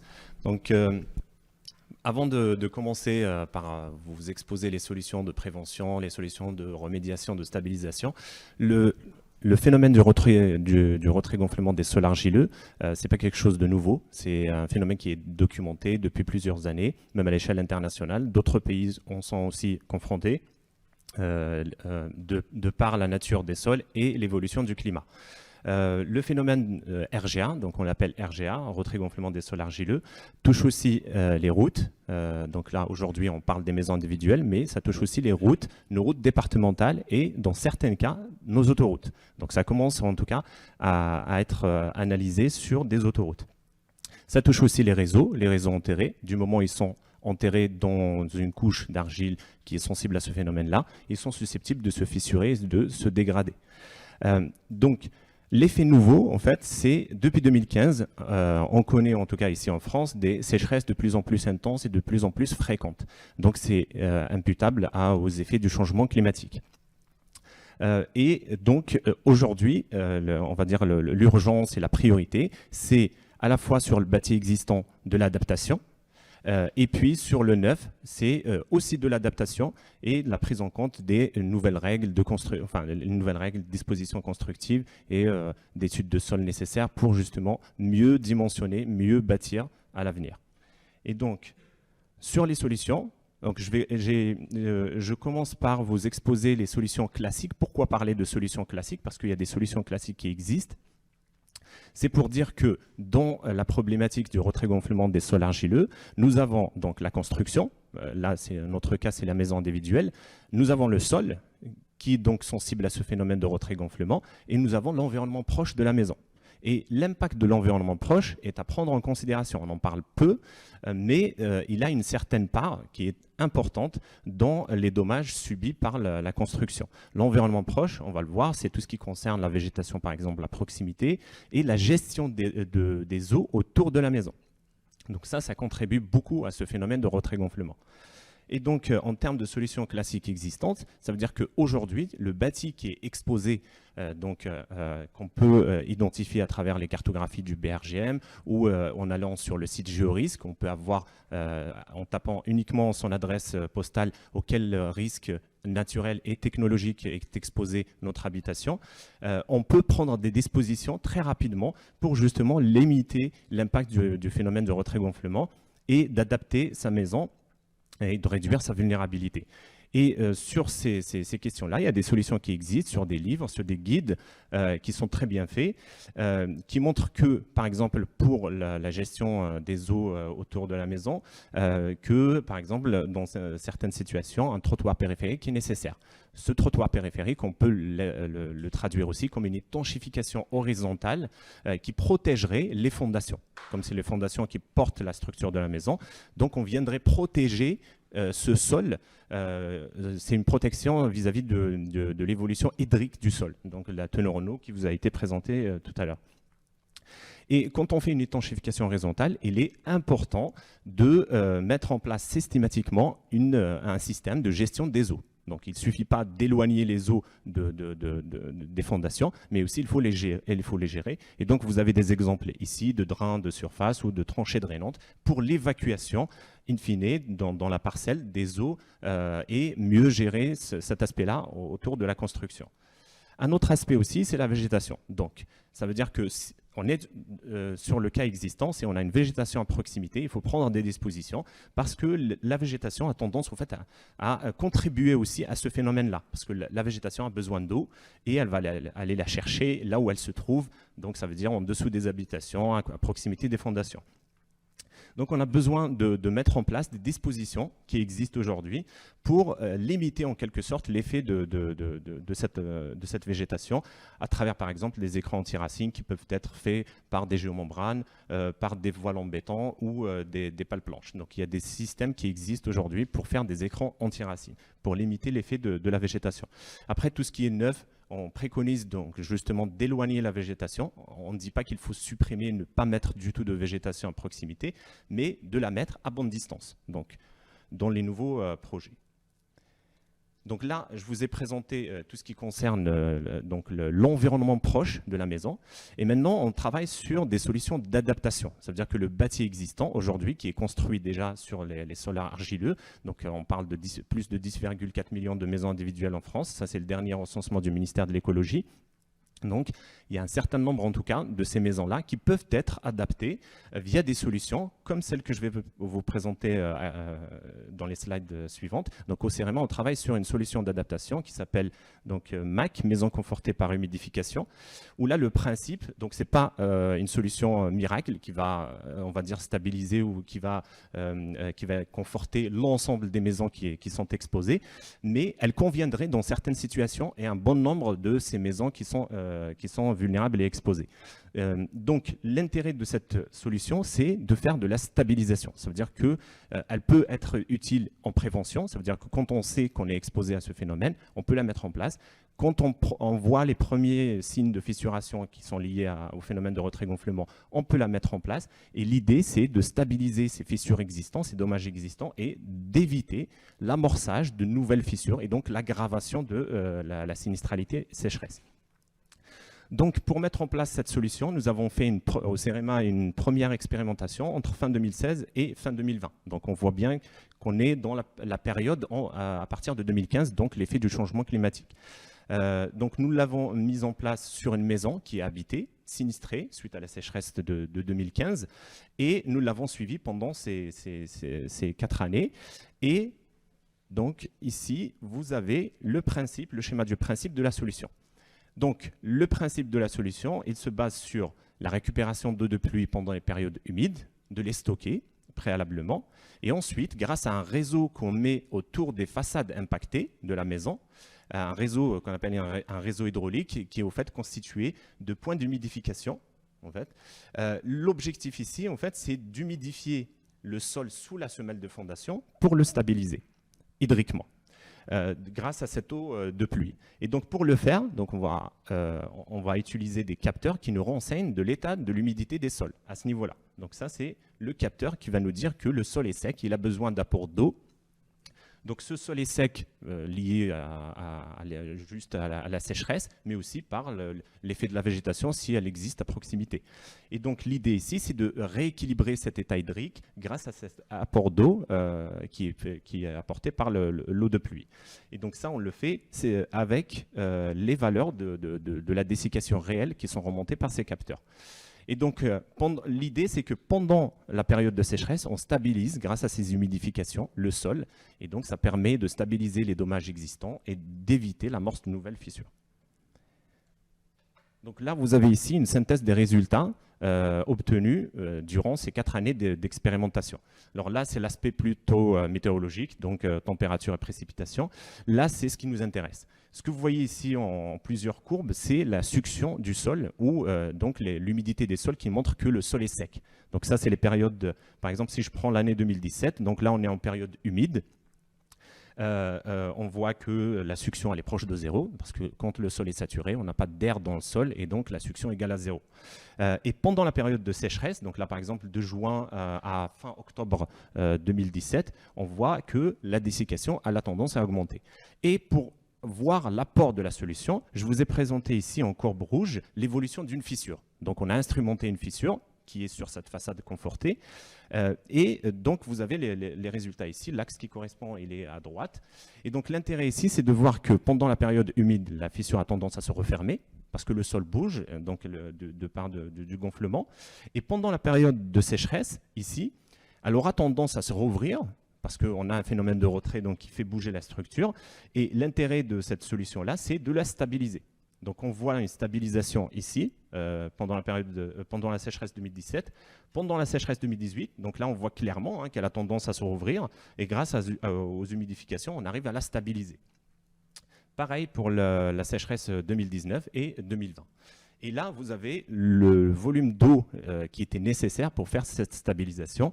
Donc le plus important, c'était en 2018, où on a eu une sécheresse très intense et on a eu besoin environ de 4 mètres cubes d'eau de pluie pour stabiliser, en tout cas cette fissure, enfin cette façade-là, pendant cette période-là. Et donc, là, on travaille, au fait, actuellement, on travaille sur la suite de ce projet. Parce que l'intérêt, au fait, c'est de généraliser cette solution. Mais avant de la généraliser, il faut la vérifier. Aujourd'hui, on travaille sur un projet d'extension de cette expérimentation qui s'appelle MaxSeries, où on va expérimenter de nombreuses maisons. D'abord par un projet, on va commencer par un projet pilote sur quelques dizaines de maisons. Ensuite, on va l'étaler à l'échelle nationale, en partenariat avec les assureurs, avec les collectivités aussi, tous les acteurs qui sont concernés, pour justement vérifier la répétabilité de cette solution. Là, on l'a testé sur une seule maison. On a eu les résultats qui sont très encourageants que j'ai présentés précédemment. Et là, l'intérêt, c'est de vérifier la répétabilité de cette solution-là. Et puis aussi acquérir de la donnée. Ça veut dire qu'aujourd'hui, on a des stations météo qui nous donnent des données météorologiques un peu partout en France et on peut avoir accès. Mais les données du sol, par exemple, à telle profondeur, pour connaître justement comment évolue l'humidité des sols dans ces sols argileux, on a besoin d'améliorer la connaissance là-dessus. Donc, on va récolter cette data qu'on va injecter, par exemple, sur le site GeoRisque pour l'alimenter, avoir une connaissance meilleure et puis l'utiliser comme un outil d'aide à la prise de décision des collectivités. Et l'autre intérêt, c'est un autre projet qui est mené en parallèle au CEREMA, qui est MAC+. Et là, l'intérêt, tout à l'heure, je vous ai présenté le schéma de principe de la solution. Il y avait des capteurs dans le sol. Ces capteurs-là, il faut les choisir déjà, parce qu'aujourd'hui, on travaille avec des capteurs qui sont dédiés, qui ont été conçus pour l'agriculture, pour suivre justement à quel moment il faut irriguer ces cultures. Mais dans le contexte des sols argileux, il faut des capteurs adaptés. Et dans ce cas-là, ça veut dire que voilà, c'est une problématique, on va dire une contrainte dans cette étude-là. Et donc l'idée, c'est de s'en affranchir. Mais comment s'en affranchir? Eh bien, en travaillant sur cette data-là qui va nous améliorer la connaissance. Et l'objectif in fine, c'est de pouvoir faire cette humidification-là en se basant uniquement sur les données météorologiques. Donc ça veut dire qu'avec le temps qu'il fait aujourd'hui, on peut éventuellement prédire que le sol est sec et donc il a besoin d'apport d'eau. Et dans ce cas-là, on va faire une humidification pour stabiliser le sol. Et justement, sur ce projet MAC+, donc on vient de terminer une nouvelle instrumentation d'une maison sinistrée, une maison de test. Donc c'est une maison, vous avez ici ses caractéristiques des années 69, qui est donc exposée fortement au retrait-gonflement, qui est située dans le Loir-et-Cher, donc à proximité de notre site, où donc dans un premier temps, on a fait des travaux d'environnement proche que j'ai présentés tout à l'heure, suppression de la végétation à proximité des façades, renouvellement du réseau d'assainissement de la maison, parce que c'est un réseau vétuste et il peut présenter des fuites, et les fuites sont indésirables dans ce phénomène-là. On n'a pas besoin d'infiltration indésirable dans le sol, parce qu'il peut provoquer un autre phénomène, donc le sol qui se plastifie, et les murs, enfin les fondations qui ont tendance à s'enfoncer dans le sol. Donc ça va créer des dommages. Donc nous avons fait ces premiers travaux, nous avons fait une étude de sol qui est indispensable pour justement bien dimensionner la solution à mettre en place, donc des sondages géotechniques pour déterminer la nature des sols et le toit de l'argile qui est sensible à ce phénomène-là. Nous avons mis en place un système de récupération d'eau de pluie, donc une cuve dimensionnée à 5 mètres cubes de capacité. Nous avons mis en place tout le réseau hydraulique avec les capteurs qui permettent justement de faire l'humidification. On les voit ici, les points, les goutteurs qui permettent d'humidifier le sol progressivement. Et puis on a équipé le site avec une station météo complète pour avoir les données météorologiques locales. Donc, tout à l'heure, je vous ai parlé de corrélation qu'on va tenter d'identifier entre les données météorologiques et les données de ces sols. Et ben, c'est grâce à ces données locales qu'on va essayer de mettre en place ce dispositif. Et puis en parallèle, on travaille à l'échelle du laboratoire cette fois-ci. Donc là, je vous ai présenté des expérimentations à l'échelle 1. Là, on travaille à l'échelle du laboratoire. Par exemple, sur la filtration des eaux usées domestiques. Pourquoi? Parce qu'aujourd'hui, sur la solution MAC, on utilise à 100% l'eau de pluie, donc comme ressource en eau. Et ben, on travaille sur la possibilité, par exemple, de filtrer les eaux domestiques qui viennent de la cuisine ou de la salle de bain pour les réutiliser comme ressource pour cette solution MAC. Et puis, on travaille sur d'autres types de solutions, là, toujours à l'échelle du laboratoire, comme par exemple la stabilisation avec l'ajout de sable dans le sol argileux pour le rendre moins plastique et donc pour poser moins de problèmes. Limiter l'évaporation des sols argileux, des plaquettes, des minéraux argileux avec de l'huile végétale recyclée. Et puis la stabilisation, ça c'est quelque chose qui est très classique, qui est connu, la stabilisation chimique avec l'ajout de lait de chaux dans le sol argileux. Et je pense que j'ai fait le tour. Ouais, voilà. Merci beaucoup, Lamine. C'était passionnant, moi je trouve, parce que ça donne là aussi beaucoup de perspectives à ce que peuvent être les solutions de prévention et de remédiation. Pour traiter une problématique qui est une problématique, vous l'avez vu, à enjeu, mais aussi très complexe et qui fait appel à plusieurs domaines d'expertise, de l'analyse de la situation hydrique, mais également l'analyse du sinistre, hein, comme on l'a vu tout à l'heure, mais également le fait de chercher des solutions de prévention et de remédiation. Alors pour la conclusion, je vais demander à Florence de revenir pour nous dire quelques mots de conclusion et après on passera aux questions-réponses.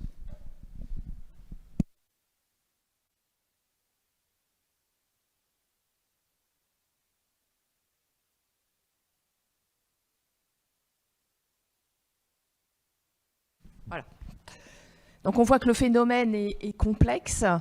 On termine quand même sur une note positive puisqu'on voit que grâce à la science, à la recherche et à l'expérimentation, eh bien, on a des solutions qui s'ouvrent devant nous. Alors en conclusion, je voudrais d'abord revenir finalement sur ce que je disais au départ, la chance que nous avons d'avoir ce régime de catastrophe naturelle. On lit de ci, de là, parfois des idées, des fausses bonnes idées, comme celle qui consisterait à sortir le risque sécheresse du régime CatNat. Alors pour moi, c'est vraiment typique de la fausse bonne idée, parce que mettez-vous à la place de ces 3 millions et quelques de Français qui ont des maisons qui sont situées sur des sols en risque fort par rapport à ce risque de RGA, eh bien, il est clair qu'il deviendrait totalement inassurable, puisque finalement, s'ils vont voir des assureurs privés, l'assureur en face, il a la quasi-certitude, c'est jamais 100%, mais enfin, une probabilité extrêmement forte que la maison en question soit sinistrée.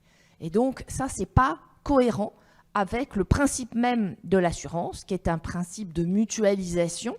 Hein, il y a un pot commun dans lequel on met toutes les cotisations, toutes les primes que vous versez. Et puis ce pot commun, eh bien, il sert à indemniser les dommages qui sont subis par quelques-uns d'entre vous. Et donc on entend aussi parfois des choses étonnantes du genre j'ai pas eu de sinistre, on va me rembourser ma prime. Non, vous n'avez pas eu de sinistre, d'ailleurs vous avez eu de la chance, il faut plutôt s'en réjouir. Mais votre voisin, votre voisine a eu un sinistre. Et donc, ce que vous avez payé, vous, à l'assureur, eh bien, ça sert précisément à indemniser, en particulier votre voisin ou votre voisine. Par ailleurs, si ça sortait du régime CatNat, s'il n'y avait plus ces arrêtés CatNat, eh bien, il y aurait beaucoup plus de différends, à mon avis, entre l'assuré et l'assureur, ce qui veut dire qu'on saisirait la justice, et que là, les délais seraient infiniment plus longs que ce qu'on vous a montré tout à l'heure, qui, en plus, va dans le bon sens, puisqu'on a vu que les délais se réduisaient. Et puis, un dernier élément, qui est un élément là, technique, Mais on a aujourd'hui la chance, hein, dans ce régime de catastrophe naturelle, d'avoir un réassureur qui s'appelle la CCR, la Caisse centrale de réassurance, qui bénéficie de la garantie de l'État. Et du coup, ça permet à la CCR d'offrir une garantie en réassurance. Hein. La réassurance, c'est l'assurance des assureurs pour une somme qui est, je dirais, acceptable pour les assureurs et donc aussi pour les assurés. C'est tout ça, c'est tout cet édifice qui contribue, encore une fois, à avoir une prime moyenne pour les Français qui est tout à fait modique, puisque, je l'ai cité tout à l'heure, c'est 25 € par an. Donc pour toutes ces raisons, nous pensons qu'il faut maintenir la sécheresse dans le régime CatNat. Alors une fois qu'on a dit ça, oui, très bien, mais alors comment on fait pour pérenniser ce régime? Eh bien, bon, il y a une première solution qui est de se dire, bon, il y a des fissures, il y a des dommages aux bâtiments, mais ils ne sont pas tous le même degré de gravité, de sévérité. Les experts le diraient bien mieux que moi, mais il y a des fissures qui ne sont qu'esthétiques. Et peut-être qu'une solution, ce serait de se dire que ce régime, ce partenariat public-privé, donc avec une solidarité nationale, eh bien, il a vocation à compenser les dommages qui sont des dommages structurels, des dommages au bâti. Ça, évidemment, il faut que ça reste dans le régime. La question peut se poser pour les dommages qui sont strictement esthétiques. Alors, il faut évidemment, comme dans toute l'assurance et dans toute l'assurance de dommages, il faut développer la connaissance du risque, le partage du risque. Donc, il faut développer encore plus les cartographies. Alors, évidemment, on s'appuie beaucoup sur les travaux de la MRN, les travaux du CEREMA, du BRGM, etc. Enfin, vous êtes là ce matin, mais c'est vrai qu'il faut peut-être aller plus loin, avoir aussi plus de financement. Il y a un fonds Barnier qui existe et qui pourrait être mobilisé pour aller plus loin dans la recherche, parce qu'on voit bien, et ça a été très bien illustré dans la dernière présentation, que si on cherche, on trouve. Et on va trouver des solutions. On en a eu déjà un certain nombre d'exemples. Donc, nous plaidons pour qu'on puisse développer la recherche sur ce phénomène. Et puis, comme toujours dans l'assurance, eh bien, évidemment, il faut développer des politiques de prévention, faire des guides méthodologiques pour aider aussi les constructeurs, le BTP, à tenir compte des caractéristiques des sols sur lesquels ils construisent. Il faut financer là aussi des dépenses de prévention, on l'a vu, mais pour les maisons individuelles. Là aussi, il y a un fonds Barnier qui est précisément dédié au financement de ces opérations de prévention. Donc ça peut être de la prévention générale, mais ça peut être aussi de la prévention individualisée, particulière sur des maisons.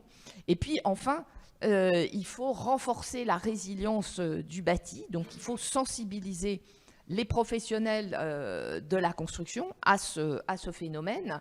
Il faut peut-être développer des modes de certification pour s'assurer qu'effectivement, les bâtiments qui vont être construits sur ces sols respectent bien l'ensemble des normes. Donc vous voyez, il y a tout un faisceau de solutions qui peuvent être envisagées pour essayer de maintenir donc ce risque sécheresse dans le régime CatNat, parce que c'est l'intérêt des Français, l'intérêt de nos concitoyens.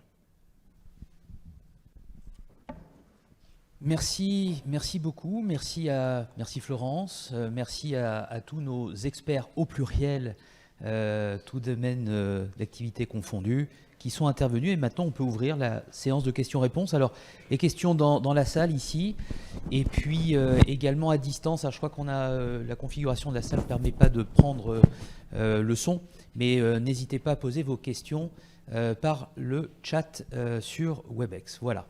On commence par la salle. Bonjour, merci pour cette présentation. J'aurais souhaité peut-être par rapport aux chiffres, vous avez présenté un chiffre une première évaluation entre 1,6 milliard et 1,4 milliard. Je voudrais savoir ce que ça recouvre, des pertes d'assurance par rapport à ces pertes d'assurance. Est-ce que vous pourriez détailler? Est-ce que ça comprend aussi les cultures? Et puis mettre en perspective, parce que vous disiez que ce serait peut-être l'année la plus chère, ou la deuxième année. Donc, quelle est l'autre année? Combien ça a coûté? Si vous pouviez détailler. Et puis, il y a peut-être aussi une autre petite précision par rapport à ces chiffres. Vous parlez de 14 milliards, le coût de la sécheresse. Qu'est-ce que ça englobe exactement? Parce qu'il y a un écart entre le 1,6 milliard et les 14 milliards. Voilà, merci. Alors peut-être pour porter quelques... Et Sarah complétera si j'ai oublié des choses, mais pour répondre, Daniel, à votre question. Il y avait une slide, on peut peut-être la remontrer, Émilie. Il y avait une slide que José a présentée qui permet en fait, année après année, de montrer en fait, comparer le coût de la sécheresse estimé en tout cas pour l'année 2022. Non, c'était le tableau. Voilà. Alors c'est la sécheresse telle qu'elle est prise en compte, telle qu'elle est couverte, donc c'est le retrait-gonflement des argiles, couvert par le régime catastrophe naturelle. D'accord ? Ça ne couvre pas, par exemple, ça ne prend pas en compte ce que pourrait être l'impact de la sécheresse sur ou en matière d'assurance récolte. Voilà.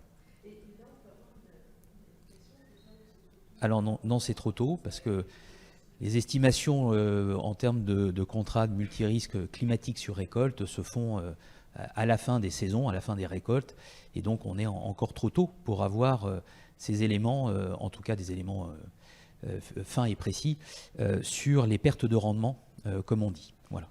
Donc là, on est vraiment sur ce phénomène de retrait-gonflement des argiles tel qu'il est pris en compte ou couvert par le régime CatNat. Et là, vous voyez pourquoi on dit que c'est là, à ce stade, en tout cas avec cette estimation, la deuxième année la plus importante en matière de sinistralité, avec cette moyenne ou ce point médian entre 1,6 milliard et 2,4 milliards à 2 milliards, là, tel qu'il figure ici. On assiste, c'est ce que Sarah a très bien expliqué tout à l'heure, il s'agit bien d'une estimation. Oui, les 14 milliards, on peut peut-être revenir, c'est quelques slides après. Voilà, ici. Donc 13,8 milliards, en fait, c'est le cumul sur les 30 dernières années, le cumul du coût des sécheresses. Là aussi, toujours pris avec cette définition qui est les sécheresses, c'est-à-dire les phénomènes ou les conséquences prises en charge par le régime des catastrophes naturelles, conséquences liées au retrait-gonflement des argiles. Et c'est ce 14 milliards sur les 30 dernières années qui devient, là aussi, en cumul sur les 30 prochaines années, qui deviendrait, c'est notre estimation, c'est notre projection, 43 milliards.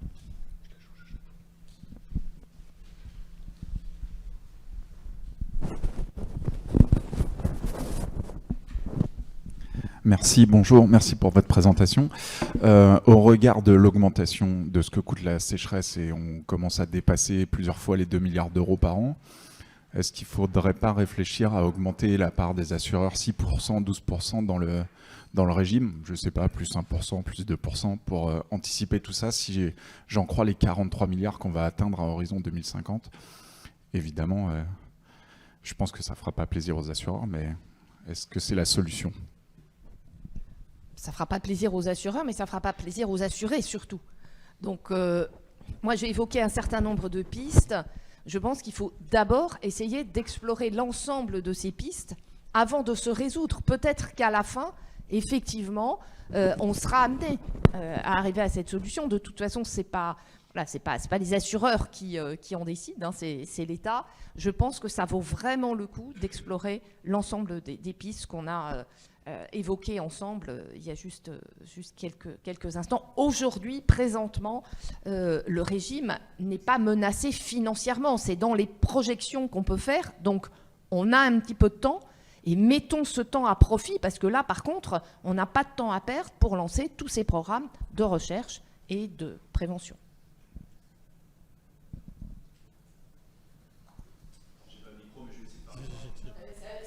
C'est pour ceux qui sont à distance, donc.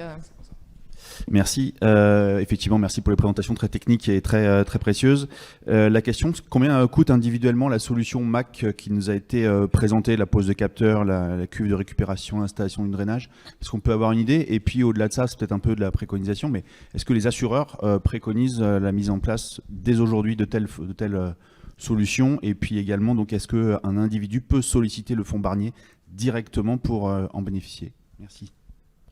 Merci pour vos questions. Alors sur la première, je vais vous donner une estimation parce que ça reste une expérimentation. Sur la première expérimentation, le coût de la mise en place du dispositif est autour de 15 000 €. On voit qu'on est très loin des solutions classiques et lourdes qui existent aujourd'hui. Sur la deuxième expérimentation qu'on vient de terminer, on est autour de 15 000 € aussi pour mettre en place ce dispositif. Après, il y a des adaptations qu'on fait pour bien dimensionner le nombre de capteurs, le nombre de points d'humidification en fonction du nombre de façades qui sont exposées et endommagées. Donc, on est toujours au stade expérimental.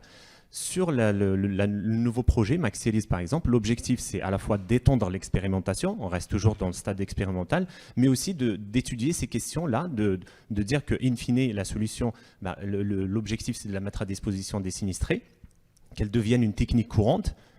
Voilà, ça veut dire que l'assureur il peut préconiser aussi cette solution-là avec les solutions techniques courantes qui existent.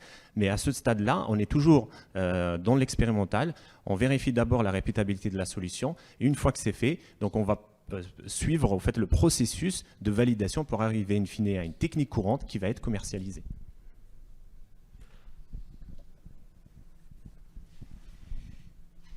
Et peut-être pour répondre aux deux autres questions. Donc, comme Lamine vient de le dire, on est à ce stade dans l'expérimentation, donc c'est difficile de généraliser quelque chose qui est encore au stade expérimental, bien évidemment. Et puis, un autre élément de réponse sur le financement du fonds Barnier. Donc aujourd'hui, non, le fonds Barnier ne prend pas en charge ce type, même si sa mission est bien celle de la prévention, du financement, d'intervention, en tout cas pour financer de la prévention, des actions de prévention donc contre les risques naturels.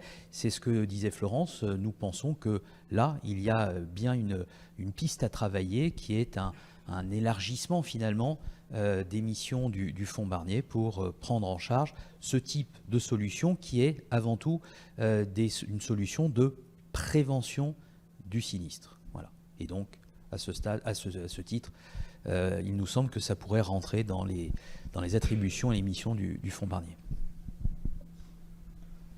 Bonjour, merci pour la présentation. Petite question, est-ce que vous avez un taux des sinistres esthétiques à donner parmi les sinistres qui sont effectivement indemnisés à terme par les assureurs et une estimation de leur coût pour voir si ça peut vraiment être une solution pour l'équilibre financier du régime à long terme? Enfin, petite question naïve peut-être, mais qu'est-ce que c'est qu'un sinistre RGA donc dans une habitation dont le coût de réparation est moindre que la franchise? Très concrètement, ça veut dire quoi? Ça veut dire qu'on met quoi pour peut-être plus aux experts pour limiter les sinistres Alors Bertrand, pour répondre donc aux deux questions, mais je passerai également la parole sur peut-être pour avoir plus d'éléments de terrain ou d'exemples de terrain. Mais sur le premier, donc la question concernant une estimation de ce que peuvent représenter ces dommages de nature purement esthétique. Donc à ce stade, nous n'avons pas d'éléments chiffrés. On n'a pas d'enquête sur le sujet. Et la proposition que l'on fait est évidemment une piste de réflexion, mais qui finalement se fonde sur ce que sont les deux piliers de ce régime CatNat, l'universalité et, comme l'a souligné Florence, la solidarité. Voilà, et c'est la raison pour laquelle il nous semble que s'intéresser à une prise en charge ou à une réservation du régime CatNat uniquement pour les sinistres qui seraient les plus durs, les plus impactants finalement pour les assurés, pour les Français, ça nous semble être une piste intéressante à creuser. Après, des sinistres qui sont sous le seuil de la franchise, ça peut être précisément des sinistres purement esthétiques, c'est-à-dire qui ne nécessitent pas, mais là je dépasse un peu ma zone d'expertise, donc je vais me rapprocher des experts d'assurance, l'occurrence, mais sont des sinistres qui ne nécessitent pas de reprise en sous-œuvre, qui ne nécessitent pas des travaux de confortation forts, peut-être simplement de l'agrafage ou du rebouchage. Oui, en particulier sur des constructions anciennes où on va avoir juste des joints entre moellons à refaire ou des choses comme ça. Donc, et puis quand on dit inférieur à la franchise, on n'en a pas parlé, mais n'oublions pas qu'il peut y avoir des modulations de la franchise en fonction du nombre d'arrêtés de catastrophes naturelles et que si à la base c'est 1520 €, on peut se retrouver avec des franchises à 4560 € et donc on commence à avoir un peu de travaux de rebouchage qui rentrent sous cette franchise. Peut-être pour poursuivre justement dans ces coûts, est-ce qu'on a une estimation du coût moyen individuel des sinistres, des dommages qui sont liés au RGA, avec peut-être une fourchette jusqu'où ça peut aller, jusqu'à quel montant quand on voit 15 000 € de prévention, est-ce que ça peut aller bien au-delà? Et une petite précision aussi sur les bâtiments qui peuvent être touchés. Vous avez parlé des maisons individuelles, des routes, des autoroutes. Est-ce que des immeubles peuvent être touchés et est-ce que les villes, de par leur artificialisation des sols, sont moins touchées? Pour répondre très rapidement à la première question, en fait, la réponse est là sur ce graphique que vous voyez là sur votre gauche, puisque vous avez l'évolution des coûts moyens année après année, les coûts moyens liés aux sinistres de type retrait-gonflement des argiles. Vous voyez que ces coûts moyens, donc le chiffre qu'on donne généralement quand on nous pose la question, c'est autour de 16 000, c'est ça, je me retourne vers José Bardagy, c'est 16 000 € et vous voyez que d'une année à l'autre, ça peut être fluctuant selon ce que est l'intensité finalement de ce phénomène de retrait-gonflement des argiles. Voilà. Mais c'est l'ordre de grandeur en tout cas. Donc on voit, c'est ça qui est intéressant aussi dans les solutions qui ont été de prévention et de remédiation qui ont été présentées par la mine, c'est qu'on est sur des coûts finalement de mise en œuvre qui restent relativement, entre guillemets, faibles ou limités par rapport à ce que peut être des sinistres de type RGA, retrait-gonflement des argiles, d'une manière générale. Voilà.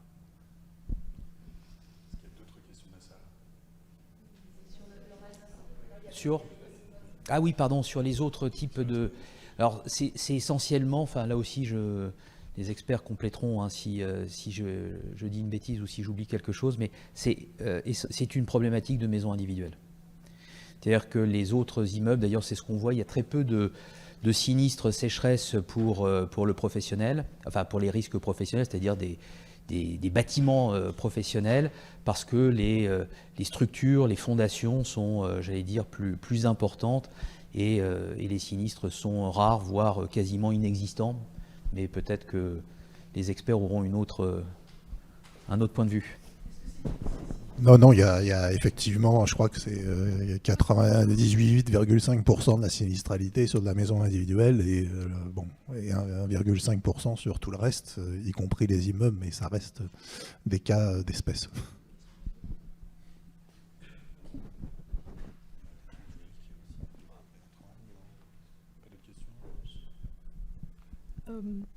Vous avez dit qu'il y avait 53% des sinistres qui n'étaient pas considérés comme la sécheresse. Qu'est-ce qui se passe pour les assurés? Est-ce que l'assurance, donc le régime 4 l'assurance peut jouer? Il existe des procédures. Et est-ce que c'est une spécificité française, le RGA? Alors la réponse, oui, c'est une spécificité... le régime CatNat est une spécificité française. Et j'allais dire la composition des sols, mais je veux peut-être passer la parole à Sébastien. Là aussi, on est dans un pays particulièrement exposé. Avant de passer la parole à Sébastien sur ce point, peut-être répondre à l'autre question. Eh bien, lorsque le dossier ne peut pas, suite à expertise, la cause ne peut pas être établie comme en lien avec la sécheresse ou le retrait-gonflement des argiles, comme ça a été très bien expliqué par les experts d'assurance tout à l'heure, ces dommages ou ces sinistres ne sont pas pris en charge par le régime CatNat. En fait, ils ne peuvent pas être pris en charge par le régime CatNat. Hein. C'est un régime très encadré, donc on ne peut pas faire jouer le régime CatNat et il n'y a pas de garantie qui peut jouer, sauf comme ça a été précisé tout à l'heure, lorsqu'on est sur une construction, alors là il faut voir au cas le cas, mais lorsqu'on est sur une construction très récente, et là on peut potentiellement, enfin l'assurance construction peut éventuellement être activée, mais encore une fois là c'est pas une réponse générale que je fais, mais c'est à regarder au cas le cas. Sébastien peut-être? Oui, alors pour répondre à la question, j'avais déjà un peu énoncé au début de manière un peu rapide, mais en fait, le RGA, c'est pas une spécificité française. Le retrait-gonflement des argiles, ça existe partout sur le globe, dans différents endroits, selon la comment les matériaux se sont déposés au temps géologique, etc., et aussi même leur évolution dans le temps. Ça, c'est un premier point. Par contre, je voulais rajouter un petit point dont on parlait depuis le départ. La meilleure des préventions, c'est comme celle qui vise à regarder dès le départ, quand on construit un bâtiment, de le faire dans des bonnes conditions. Je crois que la loi Elan répond en partie à ces points-là, justement, en essayant de poser les bonnes questions au départ et en définissant en fait les modes de fondation qui vont correspondre justement pour pouvoir éviter d'avoir ce phénomène. Mais pour ça, en recherche, on fait aussi d'autres choses, c'est-à-dire qu'on essaie d'améliorer la connaissance. Donc le rôle du BRGM, parce qu'on est quand même aussi un institut de recherche en même temps, c'est justement de réfléchir à comment on peut mieux localiser ces zones argileuses, parce qu'en fait on raisonne sur des cartes géologiques qui sont à l'échelle du 50 millième, donc ce qui est normal, donc c'est la base. Et après il faut approfondir, parce qu'on revient à une échelle communale, et là il faut aller vraiment détecter de manière assez précise, en fait, si on a une présence ou non d'argile. Donc on a aujourd'hui développé différents éléments au niveau recherche, on est bien d'accord, sur lesquels on peut à la fois utiliser des méthodes, on va dire, d'imagerie du sous-sol, qui nous permettent, directement avec des capteurs, un ensemble d'éléments, de pouvoir justement de capter justement sur une présence ou non d'argile. Mais on essaie aussi d'avoir ces éléments-là par les données satellitaires, il faut le savoir, en fait, qui permettent de mesurer des mouvements faibles du sol et du sol, et qui peuvent permettre de contribuer à une meilleure connaissance encore et d'améliorer les cartographies que l'on fait aujourd'hui. Donc ça, ce que je vous dis, c'est vraiment au niveau vraiment recherche, puisqu'en fait, on a des points, des petits verrous encore scientifiques qui restent à lever, puisqu'en fait, mesurer le déplacement d'un sol, on sait le faire. Par contre, il y a des obstacles qui peuvent être la végétation dans certains endroits. Donc sur un sol nu, c'est beaucoup plus complexe. Sur un sol qui va être plutôt habité, c'est plus simple à déterminer. Après, il faut bien faire corréler les épisodes pluvieux avec justement ces phénomènes justement de mouvement du sol. Voilà, c'est pour un peu rassurer sur le fait que même sur la connaissance en amont, on apporte des éléments nouveaux aujourd'hui, on essaie du moins de le faire. Voilà.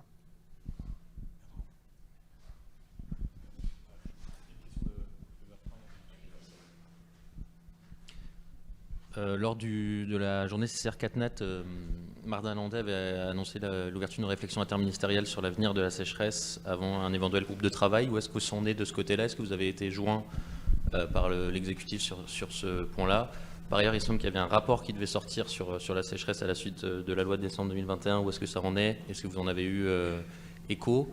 Et de manière encore un peu plus lointaine, la CCR, en officialisant la vente de sa filiale concurrentielle, a dit vouloir maintenir, voire étendre son rôle dans la couverture des 4 nets. Est-ce que vous avez eu vent de ce que ça pourrait, de la forme que pourrait prendre cette extension du rôle de la CCR? Alors, sur le dernier point, moi je n'ai pas d'informations, voilà, on n'a pas d'informations à donner. C'est évidemment à la CCR de préciser tout ça, le cas échéant. Concernant alors, les travaux qui ont été lancés, travaux de réflexion, et notamment en lien avec la loi 3DS, puisque la loi de modernisation du régime 4NAT auquel Florence faisait référence dans son introduction a traité plusieurs points, évidemment, pour moderniser en faveur des assurés le régime 4NAT. Pour ce qui concerne la sécheresse et le traitement justement de cette problématique retrait-gonflement des argiles, a renvoyé à l'ordonnance ou aux ordonnances de la loi 3DS, d'accord, qui ne sont pas encore parues. Et les travaux, nous sommes en attente des conclusions des différents travaux qui sont menés ou ont été menés par les services à la fois de Bercy, mais d'autres ministères aussi.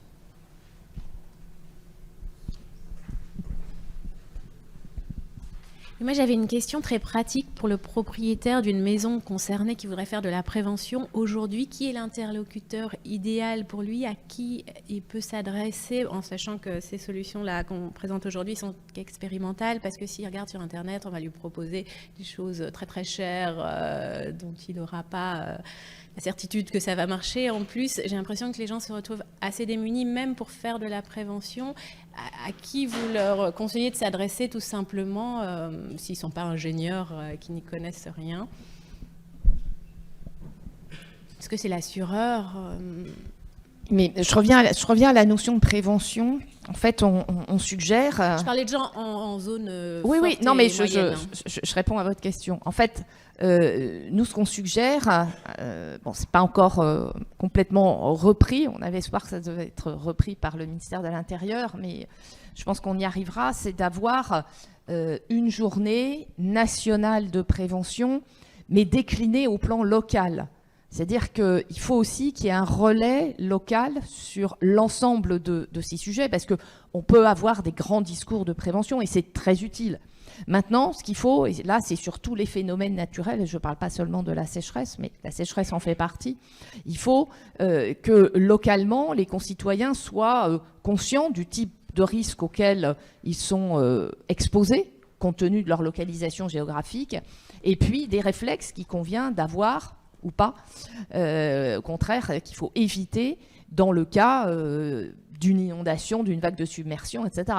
La même réponse peut s'appliquer à la sécheresse, c'est-à-dire que si vous êtes dans des communes qui sont particulièrement exposées au risque de sécheresse, vous devriez pouvoir en parler au plan local avec les autorités locales. Je vais prendre 2 questions en ligne. D'abord, la première de l'AFP, Kevin Trublet. Si la non-indemnisation de dommages aux bâtiments s'explique par des bases légales, pas d'arrêté CatNat, dommages paliers à la sécheresse, ne faudrait-il cependant pas revoir le régime qui laisse donc de nombreux particuliers sans solution ? La question peut se poser effectivement. Il faut toujours garder à l'esprit, encore une fois, qu'on est déjà relativement chanceux en France d'avoir ce régime qui couvre et qui indemnise véritablement, puisque certes c'est en cumulé sur les 30 dernières années, mais on a quand même indemnisé à hauteur de 14 milliards d'euros. Si on se compare à nos voisins, et vous avez cité tout à l'heure un certain nombre de pays dans lesquels on a ces phénomènes de RGA, ou si on pense à d'autres phénomènes climatiques comme les inondations particulièrement meurtrières en Allemagne et en Belgique à l'été 2020, eh bien en fait les Allemands n'étaient pas couverts contre ces risques parce qu'il n'y a pas de régime catastrophe naturelle ou l'équivalent qui soit universel, c'est-à-dire qui couvre systématiquement tout le monde. Et donc, il y avait un faible pourcentage des Allemands qui avaient choisi de s'assurer contre ces risques-là. Donc, bien entendu, là, la tendance, c'est d'en vouloir toujours plus. Restons quand même mesurés, essayons de sécuriser déjà le régime dont on dispose et qui est quand même très protecteur pour nos concitoyens. Et encore une fois, revenons aux pistes pratiques qu'on peut mettre en œuvre pour arriver à maintenir ce régime dans le temps. Deuxième question en ligne de Loïc Chauveau de Sciences et Avenir La Recherche. Est-ce qu'il y a des régions où les dommages augmentent fortement du fait du changement climatique ? On peut peut-être mettre les cartes parce que je crois qu'il y avait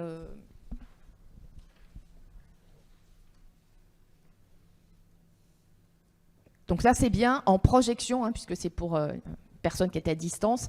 Donc ça, c'est la projection par département sur 2020-2050. Donc c'est une réponse prospective à votre question.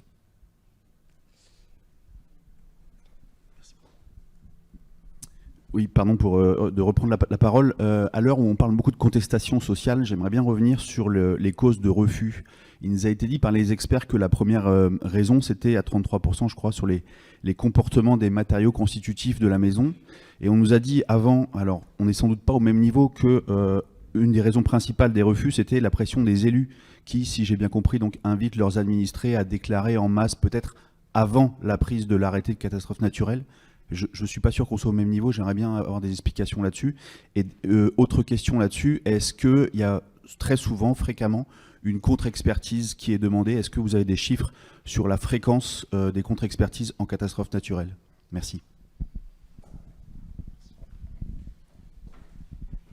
Alors, pour répondre à la première question, et les experts d'assurance compléteront si besoin ou si j'ai oublié un point.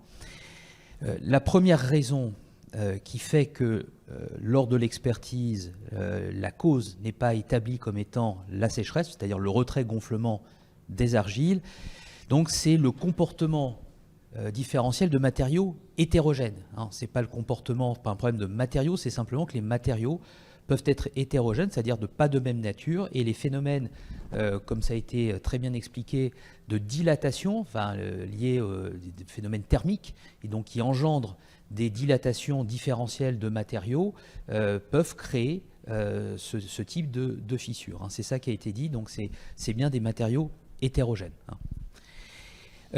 Sur l'autre point qui a été, votre autre question concernant les élus, je crois que ce qui a été dit, c'est que évidemment, lorsqu'il y a un phénomène de sécheresse extrême, localement, eh bien, les élus, et c'est leur rôle d'ailleurs, hein, c'est d'aller voir leurs administrés pour voir si ils ne sont pas victimes ou s'ils n'ont pas de dommages liés à la sécheresse. Et c'est pour ça qu'on peut avoir des déclarations, ou beaucoup de déclarations qui sont faites localement, et c'est ensuite, lorsque on doit apprécier la cause des dommages, et donc vérifier qu'il y a bien cette causalité qui est demandée, exigée par le régime catastrophe naturelle entre le retrait-gonflement des argiles et puis les dommages qui sont constatés, c'est là où on peut avoir des déclarations qui ont été portées à l'assureur, envoyées à l'assureur, de dommages, mais qui ne sont pas du tout liés à ce phénomène. Voilà. C'est comme ça que cela a été indiqué.